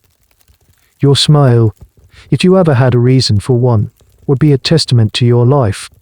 Your teeth would be stained from the wine and the black broth, and they might be worn down from years of gnawing on hard bread, but they are likely all there. A full set of functional teeth is a sign of a healthy, robust individual, capable of eating the tough rations of a campaign. You teach this simple dental care to your sons and daughters. You show them how to choose the right twig, how to fray the end, how to clean their teeth after a meal. It's another small, practical lesson in self-sufficiency. It's a form of hygiene that is not about appearance or fresh breath, but about function and readiness. Your body is a tool, an instrument of the state, and every part of it, right down to the last molar, must be kept in working order. This responsibility for maintaining your own equipment stands in stark contrast to the lives of the people who make your austere existence possible. The dirty work, the agricultural labor, and the truly unpleasant tasks fall to the helots, the subjugated class whose own hygiene is an entirely different story. Your life as a Spartan citizen, a life of military training and austere discipline, is built upon an invisible foundation, the labor of the helots. The helots are not slaves in the sense that they can be bought and sold individually like cattle. They are a subjugated population, the original inhabitants of the lands of Laconia and Messenia that Sparta conquered centuries ago. They are state-owned, tied to the Kaileros, the plot of land you were assigned, and they are passed down through generations along with that land. They outnumber you, the Spartan citizens, by at least 7-1. And this demographic imbalance is the source of Sparta's deepest, most abiding paranoia. The helots do all the work that you are forbidden to do. They are the farmers, the laborers, the miners, and the servants. They till your fields, harvest your barley, press your olives, and tend your flocks. It is their sweat that produces the monthly contribution of food you must deliver to your public mess. Without their labor, the entire Spartan system would collapse. Your life of full-time military readiness is a luxury afforded to you by their servitude. The hygiene of a helot's life is one of poverty and hard labor. They live in small, simple huts on the land they work, often clustered in small villages. Their homes are basic, likely made of mud and wood, with packed earth floors. Their clothing is functional and coarse, and they are marked by a specific, humiliating garment. They are forced to wear a cap made of animal skin, likely dog or sheepskin, and a rough leather tunic. This uniform makes them instantly identifiable and serves as a constant, visible reminder of their low status. Their daily lives are filled with filth and toil. They work in the dirt of the fields, their hands calloused and permanently stained with soil. They handle livestock, manure, and the messy byproducts of farming. Access to clean water would be limited to a local well or stream. Their diet consists of whatever is left over after they have given you your quota. It is a meager existence, defined by relentless, back-breaking work. Cleanliness, in the sense of personal grooming or sanitation, is a luxury they cannot afford in time or resources. They are likely plagued by the diseases of poverty and poor sanitation, living in conditions that are ripe for contagion. This subjugation is not just economic, it is psychological and brutal. The Spartans live in constant fear of a helot uprising, and they maintain control through a system of institutionalized terror. The EP Sparta's 5 elected magistrates formally declare war on the helots. This bizarre legal fiction makes it possible for any Spartan to kill a helot at any time without incurring blood guilt or facing any legal penalty. It turns the entire helot population into a potential enemy combatant in the eyes of the state, legitimizing any violence against them. One of the most chilling and bizarre institutions for controlling the helots is the Cryptii. This was a secret police force, made up of the most promising and ruthless young men from the Agoge. As a final test of their training, they would be sent out into the countryside with nothing but a dagger. They were instructed to hide during the day and, at night, to hunt and kill any helots they found on the roads. The purpose was twofold. It was a brutal survival test for the young Spartans, and it terrorized the helot population, eliminating any potential leaders or troublemakers who dared to be out after dark. The hygiene of the Cryptii is the hygiene of a hunter living off the land, covered in the dirt of concealment, and stained with the blood of your victims. Historians are still deeply divided on the nature and scale of the Cryptii. Was it a widespread, regular practice, a secret war waged constantly in the hills, or was it a more limited, elite institution, whose fearsome reputation was more powerful than its actual deeds? Some scholars argue that accounts of the Cryptii were exaggerated by Sparta's enemies, like Athens, to paint them as monstrously cruel. Others believe the sources and see it as a key pillar of Spartan social control, a necessary brutality to maintain their precarious dominance. The helots are also used as a tool for negative education. On occasion, helots would be forced to drink undiluted wine until they were thoroughly intoxicated. They would then be brought into the public mess halls. You and the other boys would be made to watch these poor individuals as they stumbled, slurred their words, and sang ridiculous songs, behaving in a completely undignified manner. The purpose was to show you, in a very visceral and humiliating way, the degrading effects of drunkenness. It was a living lesson in why you must always remain sober and in control. Your entire world is balanced on the backs of these people. The cleanliness of your city, the order of your society, the food on your table, it all depends on their forced labor and their subjugation. They are the others against whom you define your own Spartan identity. They are dirty so you can be clean in your martial purpose. They are bound to the soil so you can be free to train for war. As you prepare to go on a military campaign, leaving Sparta behind, you will find that the distinction between clean and dirty, order and chaos, becomes even more stark. The call to arms has come. A messenger has arrived. A border dispute has flared up, or an ally has requested aid. Your life of relentless training has led to this moment. You are mobilizing for war.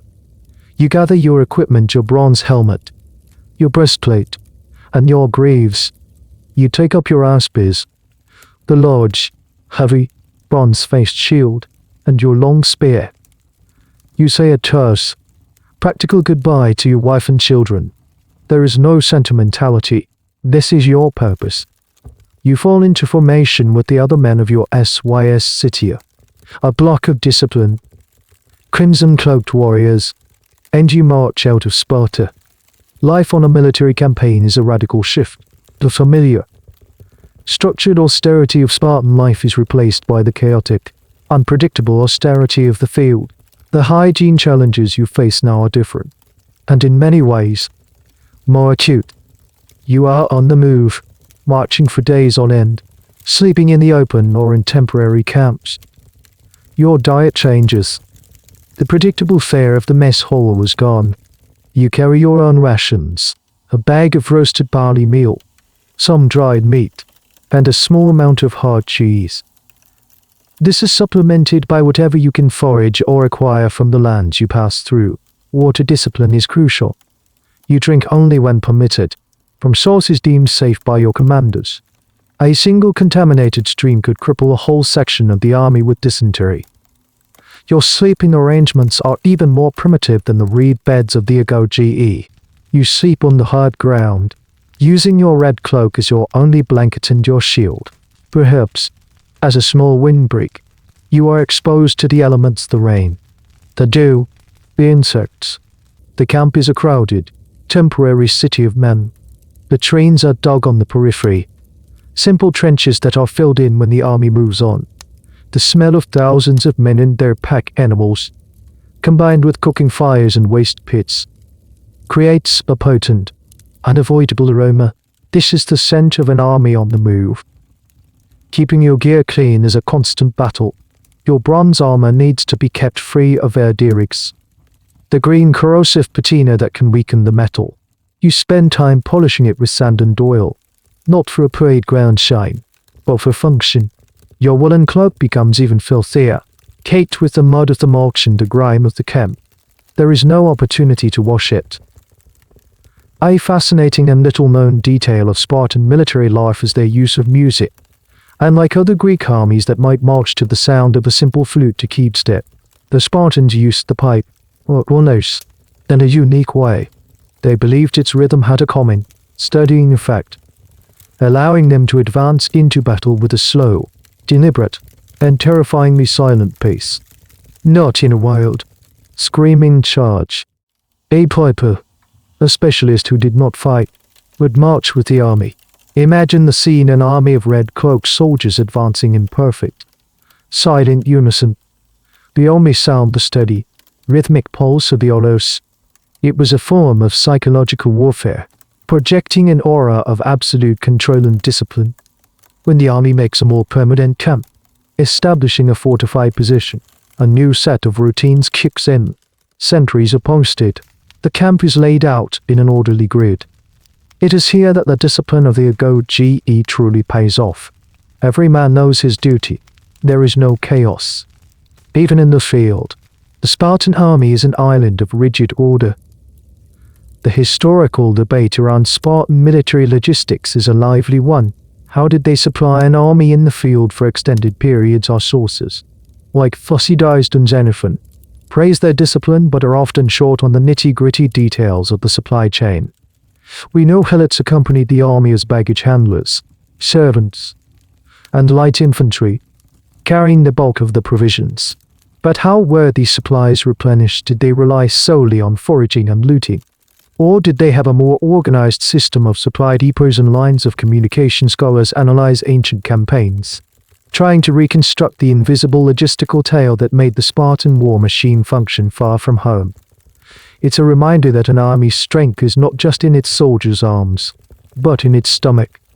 In the downtime at camp, you continue your routines. You exercise to stay sharp. You groom your long hair, combing out the knots and the dirt of the march, and as the time for battle approaches, this act of grooming takes on a profound ritual significance. It is the final, calm preparation for the ultimate test of your existence. You are no longer just a man in a camp, you are a Spartan warrior on the eve of combat, and your appearance is part of your weaponry. The air is thick with anticipation.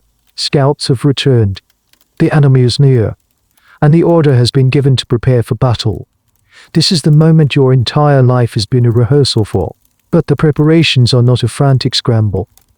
They are a calm, deliberate, and deeply ritualized process. You and your comrades engage in a series of actions that seem bizarre to an outsider. But to you, they are a vital part of entering the proper mindset for combat. First, you perform the necessary sacrifices. Agoge sacrifice to Artemis Agrotera, the huntress, a key deity for soldiers. The seer, a religious expert accompanying the army, inspects the entrails of the animal, looking for favorable omens from the gods. A positive reading sends a wave of confidence through the ranks. A negative one could lead to the battle being delayed or called off entirely. Your faith in this process is absolute. To fight without the gods' favor is to court disaster. Then comes the most iconic and personal of the pre-battle rituals. You sit down, in the open, in full view of the enemy if they are close enough to see, and you begin to groom your hair. You take out your bone or wooden comb and patiently, methodically, begin to work through your long, oiled hair. You detangle every knot, smoothing the strands. Some men might help each other, braiding their hair into practical, tight plaits to keep it out of their eyes during the fight. Others might tie it back in a simple knot. This act, as the Persian spy at the Mopil witnessed, is not vanity. It is a profound psychological exercise. It is a moment of calm focus amidst the rising tension. The slow, repetitive motion of the comb is centering, a way of mastering your own fear and adrenaline. It is a public declaration of your readiness to die. You are putting your house in order, making yourself presentable for the final, most important event of your life. It is an act of supreme, chilling confidence, designed to unnerve an enemy who mistakes it for breeding. Once your hair is dressed, you begin the process of oiling your body. You strip down and rub olive oil over your skin. This is not for hygiene, but for function and symbolism. The oil makes the skin supple and was thought to make the muscles appear more defined and formidable. In a practical sense, a slippery, oiled body is harder for an opponent to grab hold of in the close quarters, shoving and dressing of the phalanx. It is another layer of your personal armor. Finally, you put on your panoply, your bronze armor, the heavy greaves on your shins, the bell-shaped breastplate over your torso, and finally, the helmet. The Spartan helmet, often of the Corinthian type, covers most of your face, leaving only your eyes visible. It is intimidating and impersonal, turning your face into a terrifying bronze mask. You pick up your shield and your spear. You are no longer an individual. You are a hoplite, a component in the deadly machine of the phalanx. A truly strange and specific detail of this pre-battle ritual involves the final moments before they advance. After the sacrifices and the grooming, the king would give the order. The pipers would begin to play their steady, rhythmic tune, and often, the men would sing a paean, a hymn to Apollo or another deity. But it wasn't a wild battle cry. It was a measured, choral song, performed in unison. The combination of the rhythmic music and the unified singing, coming from an army advancing in slow, perfect order, would have been an incredibly unnerving spectacle for their opponents. The historical debate here often touches on the Spartan mirage. This is the idea that our image of Sparta is an idealized and often exaggerated one, created by non-Spartan writers like Xenophon and Plutarch who admired them. Did every Spartan soldier calmly comb his hair before every single battle, or was this a ritual reserved for specific, major engagements, or perhaps only performed by the elite? Like the 300 royal bodyguards at the Mopil, some historians suggest that these stories became a kind of brand identity for the Spartans, a legend they themselves may have encouraged. It's possible the reality was more mundane, but the legend was a powerful tool of psychological warfare in itself. You stand in the ranks, shoulder to shoulder with the men from your mess hall. The man on your left protects your unshielded right side, and you protect the man on your right. This is the strength of the phalanx mutual dependence. The smell is a mixture of olive oil, sweat, bronze, and the dry dust of the field. You can see the enemy line across the plain. Your fear is channeled into a cold, focused readiness. The pipe music begins, a steady heartbeat for the army. The king gives the signal, and as one, your line begins to move forward, a slow, inexorable, crimson and bronze wave of destruction. Your personal journey and your personal hygiene are now utterly irrelevant. All that matters is the line. But what happens to the city you left behind while you are away at war? You have returned from the campaign, battered, weary, but victorious. As you and your comrades march back through the valley of the Eurotas, the familiar sight of your homeland comes into view. But Sparta does not greet you with triumphal arches or grand boulevards. It greets you with the same stark, unadorned simplicity you have always known. The city of Sparta is, in truth, more like a cluster of 5 distinct villages, spread out and unfortified. It is a settlement that reflects your people's core belief the only true walls are the chests of its warriors. As you walk through the familiar dirt paths, you notice the background hum of daily life. While you were away fighting, the city did not fall into disrepair. The public spaces, such as they are, maintain a sense of rugged order. But who is responsible for this? It is certainly not the citizens. The men are soldiers, and the women are managers of estates and mothers of future soldiers, manual laborers beneath your station. The city's cleaners are the same people who work your fields and serve in your homes, the helots. You pass through the Agora, the central marketplace. This is the civic heart of Sparta, but it bears no resemblance to the bustling, marble-paved Agora of Athens. It is a wide, open, dusty space. Here, under the watchful eye of public officials, goods are brought in from the surrounding farms to be sold or distributed. It is here that public announcements are made and where you might see the 5 EP horse holding court. But look closer, into the corners and along the edges of the activity. You see helots, distinguished by their leather caps and tunics, performing the tasks of municipal housekeeping. They move with a quiet, practiced efficiency born of fear. One sweeps the ground with a rough broom made of bundled twigs, kicking up dust. Another gathers refuse animal droppings, spoiled produce, broken pottery shards into a woven basket. There is no formal sanitation department, no fleet of municipal carts. The cleanliness of the Agora is maintained by ad hoc crews of helots, likely commandeered by the officials in charge of the market. The Agora know what? Their job is to ensure cosmos order, and that includes preventing the space from descending into a filthy mess. A curious and very Spartan detail about their public spaces is the profound lack of adornment. Your temples are sacred, and thus kept clean by designated temple helots. But they are not the glittering marble-laced edifices of your rivals. They are often simple, older structures of wood and stone, revered for their antiquity, not their beauty. There are no grand public fountains with elaborate sculptures. There are no sprawling public gymnasia decorated with mosaics. The cleaning required is therefore basic sweeping floors, clearing away sacrificial remains, and ensuring the sacred precincts are not fouled. It is maintenance, not beautification. This very plainness of Sparta is the subject of a famous historical observation that scholars still cite constantly. The Athenian historian Thucydides, writing in the 5th century BC, made a remarkable prediction. He said that if the city of Sparta were ever to be deserted, future generations looking at its ruins would find it hard to believe its great power. In contrast, he said, if Athens were deserted, its magnificent ruins would lead people to assume its power was double what it actually was. This is the great archaeological debate about Sparta. Was its famous austerity a conscious, philosophical choice to reject luxury?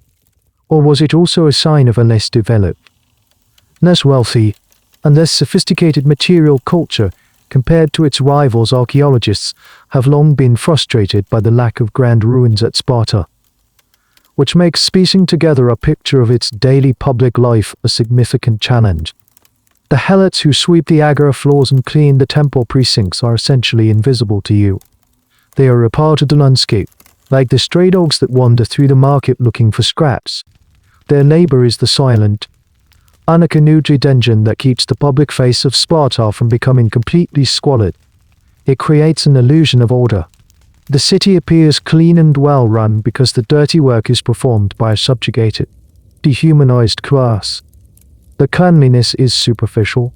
It is about removing visible filth, not about public health. The dust that the helot sweeps up settles again a few feet away. The water used to wash down a sacrificial altar simply runs into the dirt, but it maintains the appearance of eunomia, of good order, which is paramount to the Spartan self-image. As you head towards your home, you might pass a cart, pulled by a mule and driven by a helot, piled high with the day's collected refuse from the market and public areas. It is trundling slowly towards the edge of the settlement. And this raises a simple, practical question in a city without a formal sanitation system. Where does all the garbage go? The cart, laden with the day's refuse, creaks its way towards the outskirts of the settlement. The helot driver, his face a mask of indifference, guides the mule along a well-worn track. This humble and remarkable journey is the final stage of Sparta's public hygiene system. There are no engineered landfills, no complex recycling programs, no incinerators. The solution to the problem of garbage is as simple and direct as every other aspect of your life. You take it outside and dump it. At a designated distance from the main living areas, you find the city's refuse heaps. These are not carefully managed sites. They are simply established locations: a ravine, a large pit, a fallow field where generations of Spartans have been tossing their trash. The cart is backed up to the edge. The heloton latches the tailgate, and the entire load of market scraps, broken pottery, animal bones, ash from hearths, and other assorted waste tumbles down the slope to join the festering pile. This is Sparta's midden. A midden is an archaeological term for a dump for domestic waste, and these sites are absolute treasure troves for modern archaeologists. By carefully excavating these ancient garbage dumps, they can reconstruct a society's diet, its trade relationships, and its daily habits in a way that grand monuments never could. The broken pieces of a clay pot can tell you where it was made and what trade routes were active. The bones of animals tell you what people were eating. The layers of ash can speak of population density and fuel sources. The hygiene of this system is, from a modern perspective, appalling. These open dumps are a paradise for rats, flies, and other vermin. They are breeding grounds for disease. As the organic matter decomposes, it would produce a powerful, unpleasant stench that would waft back towards the city on a windy day. The runoffs from the dump after a heavy rain could contaminate nearby streams and groundwater, the very sources you might use for drinking water. But in the ancient world, the connection between these dumps and the spread of disease was not understood. The primary goal was simply to get the unsightly, unsmelly refuse out of the immediate living space. Out of sight, out of mind. A peculiar and rather morbid detail concerns what might be found in these refuse pits beyond just household trash. These dumps, especially those in ravines outside the city, are connected to the controversial practice of exposure. While the legend of throwing imperfect infants from a cliff at Mount Taygetus is now largely disputed, the practice of exposing unwanted infants, leaving them to the elements, was common throughout the ancient world. It's plausible that such dumps, being places of refuse and desolation, were also locations where such tragic events occurred. They were liminal spaces, places outside the ordered world of the city, where the unwanted things, and sometimes the unwanted people, were left. The academic debate surrounding Spartan waste is fascinating. By analyzing the garbage, historians try to answer key questions about the Spartan economy. For example, the ideal of Spartan life was one of autarky, complete self-sufficiency, with no need for foreign goods.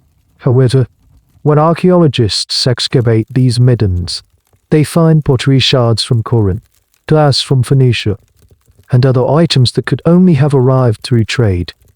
This trash directly contradicts the literary image of a completely isolated and austere society. It suggests that even the Spartans, despite their ideology, were participants in the wider Mediterranean economy. Their garbage tells a truer story than their propaganda. You would have grown up with these dumps on the periphery of your world. They are simply part of the landscape. As a boy in the Agoge, you might have even been sent there on some unpleasant shore, or perhaps you skirted their edges during a hunting exercise. The smell and the sight of them are familiar. They represent the boundary between the ordered world of Sparta and the chaos beyond. This system of waste disposal, combined with your primitive understanding of disease, your rugged lifestyle, and your unique approach to hygiene, all has a profound impact on the overall health and demography of your people. The very harshness that is meant to make you strong also creates a brutal filter, one that shapes the population in very specific ways. You live in a society obsessed with strength, fitness, and physical perfection. From the moment you were bathed in wine as a newborn, your life has been a relentless physical test. The lean diet, the constant, grueling exercise, the exposure to the elements, all of it is designed to forge you into an unbreakable warrior. And in many ways, it works. As a Spartan hoplite, you are likely leaner, stronger, and have greater physical endurance than your counterparts in other Greek city-states. The public health strategy of Sparta, if you can call it that, is one of brutal, natural selection. The system is not designed to care for the weak, but to eliminate them early. The infant inspection, the harshness of the Agoge, the expectation that you heal from injuries without complaint, it's all a filtering mechanism. Only the most robust constitutions survive to adulthood. The result is a population of adults who are, by definition, genetically and physically tough. However, this system comes at a tremendous cost. While you may be less susceptible to the diseases of luxury that might affect a wealthy, sedentary Athenian like obesity or gout, you are highly vulnerable to other threats. The poor sanitation of your communal living spaces, from the Agoge dormitories to the military camps, makes you a prime target for infectious diseases. A single outbreak of dysentery, cholera, or typhoid, spread through contaminated water from a river or a poorly managed latrine, could sweep through the army or the city with devastating effect. Your close-quarter living style is a petri dish for airborne illnesses. A cough or a fever could spread like wildfire through a barracks where 40 boys sleep side by side, with no understanding of germ theory. The only defense is a strong immune system. Those who get sick and recover gain immunity. Those who don't, die. It's a simple, cruel calculus. One of the strangest and most debated aspects of Spartan health is what ancient writers called the Spartan disease. Some medical historians have tried to diagnose this from the vague descriptions left to us. It was said to be a type of severe skin condition, perhaps a form of leprosy or severe scabies, that was particularly prevalent among them. This could be linked directly to their hygiene or lack thereof. The combination of unwashed bodies, a single, filthy woolen cloak worn for years, and communal, infested bedding would create the perfect environment for skin parasites like scabies mites to thrive and spread. The constant scratching would lead to open sores and secondary infections. It's a grimly ironic thought that the very practices meant to toughen you up may have also cursed you with a persistent, painful, and disfiguring ailment. The long-term demographic health of Sparta is a central puzzle for historians. Despite their emphasis on producing healthy children, Sparta's citizen population was in a state of near-constant decline for much of its classical history. Why this problem, known as HYGIENE, a shortage of men, has many proposed causes. The constant warfare obviously lead to high casualty rates among the elite warrior class. The rigid land tenure system arrows might have made it difficult for men to afford the mess hall contributions, causing them to lose their citizenship. Some historians argue that the very harshness of the Agoge itself led to a high mortality rate among boys. Others point to the bizarre marital customs, suggesting that the late cohabitation of husbands and wives and the limited opportunities for procreation suppressed the birth rate. It's a complex historical problem with no single answer. But it's clear that the Spartan system, for all its focus on strength, was not sustainable in the long run. It was a machine that was slowly grinding its own gears to dust. You see the effects of this system all around you. You see the men who are strong and healthy. You don't see the brothers or childhood friends who weren't. They are gone, victims of an infected wound, a winter illness, or the brutal weeding out process of the Agoge. The society you live in is one of survivors. Your own body is a testament to this life. It is covered in scars, each one a story. Your joints might ache from old injuries and a lifetime of sleeping on hard surfaces. Your skin is weathered and tough, but you are alive. You have passed all the tests. You have made it to middle age, a respected warrior and head of a household. And as you get older, your role in Spartan society will shift one last time, entering the final phase of a Spartan man's life. The years pass. Your hair, once your youthful pride, is now streaked with grey. The fire of your prime has cooled to a steady ember. You have served in countless campaigns, stood in the phalanx until your shield make beyond feeling, and you have survived. Now, at the age of 60, you reach the final milestone in a Spartan man's life. You are relieved of your military obligations. You are no longer required to fight on the front lines. You have become an elder. Your life does not become one of quiet retirement. A Spartan is never truly off duty. Your purpose simply shifts from the battlefield to the council chamber. You are now eligible for election to the most powerful and prestigious body in the Spartan state, the HYGIENE, or Council of Elders. This council consists of 28 men, all over the age of 60, plus the 2 Spartan kings. They are elected for life and serve as Sparta's Supreme Court and its primary legislative body. They can propose laws, veto the popular assembly, and even put the kings themselves on trial. It is the pinnacle of a Spartan career. The election process for the HYGIENE is, in typical Spartan fashion, a bit weird. It's a shouting contest. The candidates are presented one by one to the citizen assembly, who are gathered in a large, open space. The candidates walk in silence through the crowd. Meanwhile, a group of judges is sequestered in a nearby building with a writing tablet, where they can hear the shouting but cannot see which candidate is being presented. As each man passes, the assembly shouts and cheers. The judges listen to the volume of the shouting for each candidate and make a note of it. The man who receives the loudest and most sustained shouting is deemed to be elected. It is a primitive form of applause meter, a democratic process based on pure volume. Your daily hygiene in old age remains as simple as it has always been. You still bathe in the cold UOTAS if you are able, a testament to a lifetime of hardness. You still wear your simple cloak. But your status has changed. You are now a figure of immense respect. The youths of the Agoge are required to stand in your presence, to give you their seats, and to answer your questions with different. You are a living repository of Spartan law and tradition. Your role is now to teach, to judge, and to guide. A lesser-known aspect of Spartan old age concerns their relationship with food and drink. While you still attend the public mess, your portion might be supplemented with slightly better fare out of respect. More importantly, old age is one of the few conditions, along with being on a journey, that could be an acceptable excuse for missing the SYS. An elderly, infirm man would not be shamed for eating at home. Furthermore, while drunkenness is reviled in the young, a certain leeway is given to the old. The philosopher Plato, in his Laws, even suggests that wine festivals are good for the elderly. as the wine helps to soften the soul and bring a bit of youthful cheer back to a hardened old man. It is one of the very few acknowledgements of the need for comfort in the entire Spartan system. The debate among historians concerning the Geras IA is about its true function.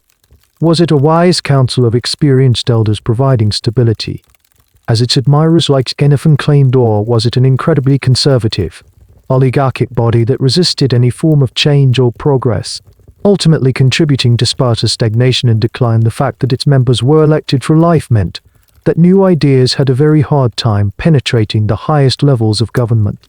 This deep-seated conservatism, born from a council of old men, could be seen as both Sparta's greatest strength, providing centuries of unmatched political stability, and its fatal weakness.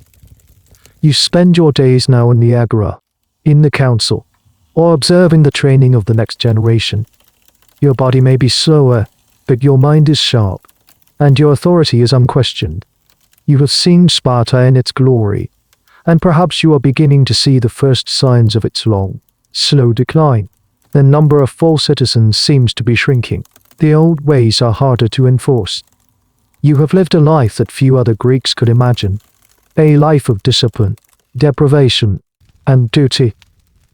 From the moment of your inspection as a baby to your final years as a respected elder, you have been a servant of the state.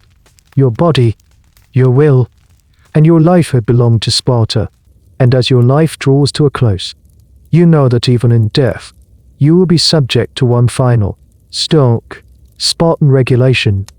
The end comes, as it does for all mortals, whether it is a sudden event or a slow fading.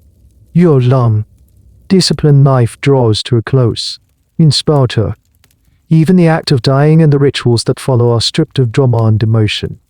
They are governed by the same stark, practical logic that has shaped every other moment of your existence. There is no elaborate, drawn-out period of public mourning. While an Athenian family might engage in ostentatious displays of grief, wailing, tearing their clothes, hiring professional mourners, such behavior is forbidden in Sparta. Grief is a private, personal emotion, and like all personal emotions, it is to be controlled. The mourning period is officially limited to just 11 days. On the 12th day, the family is expected to perform a sacrifice to the goddess Demeter, cease their mourning, and return to their normal lives.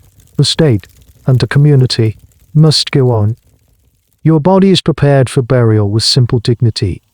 It is washed, likely by the women of your family. It is then wrapped, not in fine linen or expensive burial shrouds, but in your own scarlet red cloak. The same cloak that was your uniform in the Agoge, your blanket on campaign, and your symbol of citizenship. It is a fitting final garment.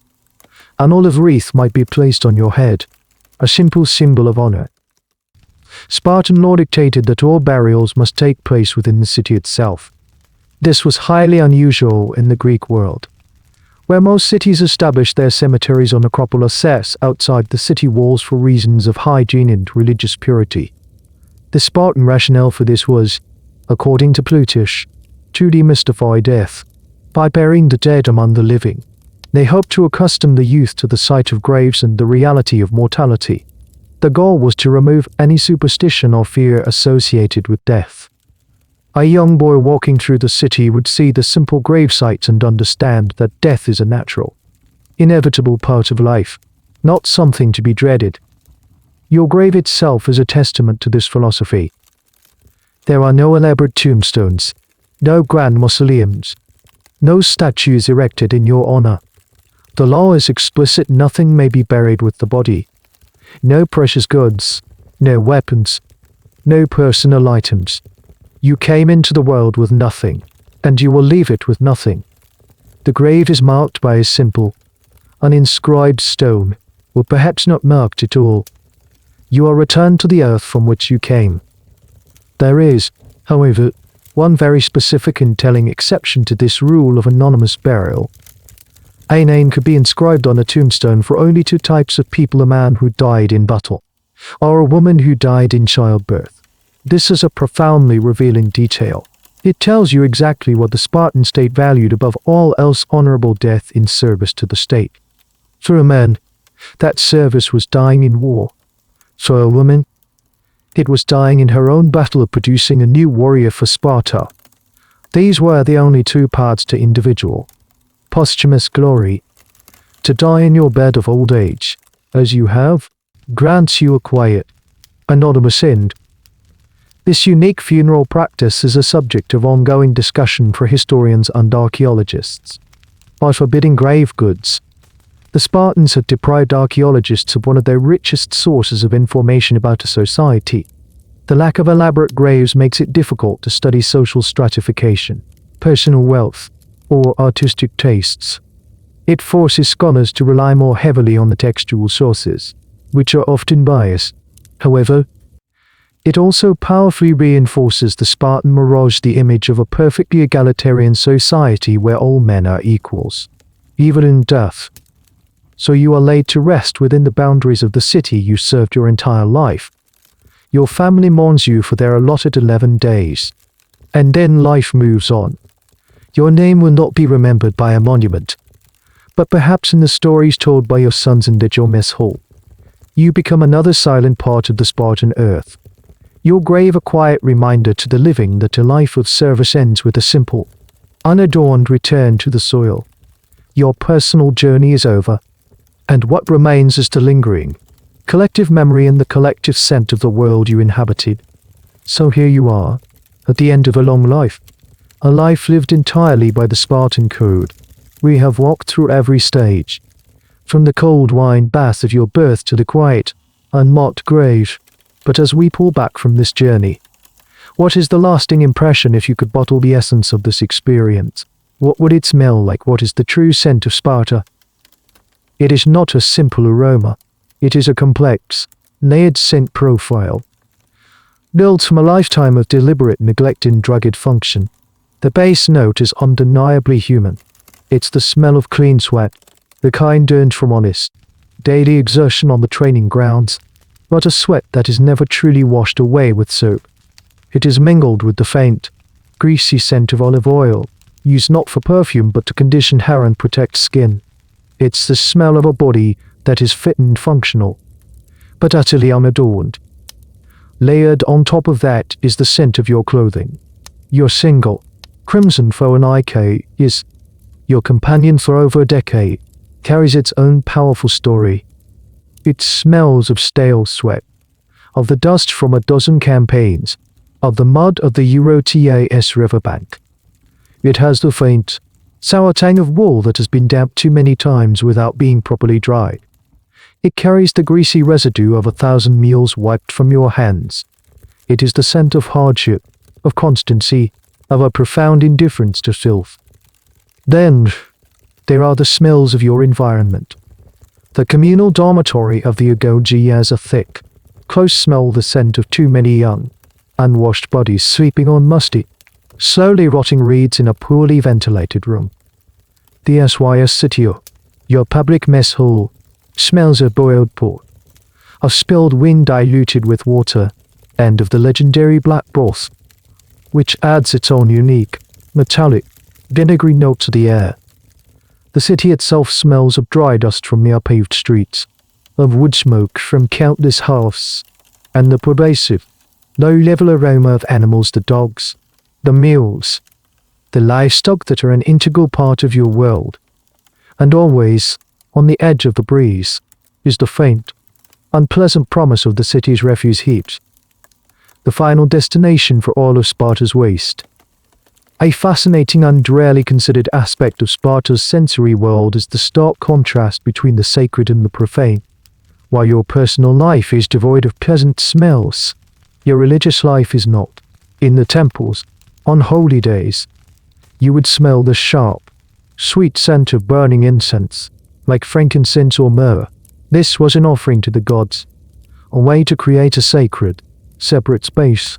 The fact that you knew of and used these beautiful aromas for the gods, but strictly forbade them for personal use, is perhaps the most telling detail of all. It wasn't ignorance, it was a choice. A pleasant smell was a luxury reserved for the divine, not for a mortal who was merely to love the state. The great historical debate that hangs over this entire sensory landscape is, once again, the Spartan mirage. Is this picture of a uniformly rugged, smelly society the complete truth? Or is it an exaggeration? A caricature painted by admiring or horrified outsiders Athenian writers, who loved their perfumes, public baths, and sophisticated cuisine, would naturally emphasize the barbaric smells of their Spartan rivals. It was a way of defining their own culture by what it was not. Archaeological evidence sometimes complicates this picture, revealing a small but steady trade in items that might include perfumed oils or other minor luxuries. Perhaps the reality was that while the state ideology was one of harsh austerity, small, private concessions to comfort and cleanliness existed. We may never truly know the precise balance. But for you, having lived this life, this complex bouquet of smells is not foul. It is simply the smell of home. It is the scent of security, of order, of belonging. It is the smell of your comrades in the phalanx, a scent you trust more than any other. It is the smell of a life stripped down to its barest essentials: strength, duty, and survival. It is the smell of Sparta itself. And so, our journey through the stark and rugged world of ancient Sparta comes to a close. The dust of the training ground begins to settle, and the sharp, metallic scent of the black broth fades from memory. The sounds of the Agoge, the sharp commands, the grunts of exertion, the rhythmic chanting all soften now, dissolving into the quiet hum of your own room. Let the hard edges of that world soften and blur. The cold stone floor of the dormitory transforms into the familiar comfort of your own bed. The scratchy, heavy woolen cloak becomes a soft, warm blanket pulled up to your chin. The constant, nagging hunger of a Spartan youth is replaced by a feeling of peaceful, settled rest. You can let go of the tension now. There are no more tests to pass, no more drills to endure. The discipline of the phalanx can relax, and you can simply be still. The memories of that harsh, sun-baked land are now just stories, drifting through your mind like clouds. They have no weight, no urgency. They are simply echoes from a time long, long ago.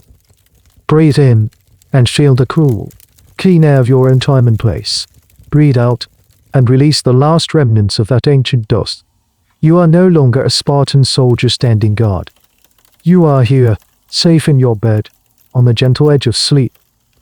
Let the current of slumber carry you away from the banks of the Eurotas, into a deeper, quieter stream of your own dreams. Rest now. The watch is over. The end of the article. Good night.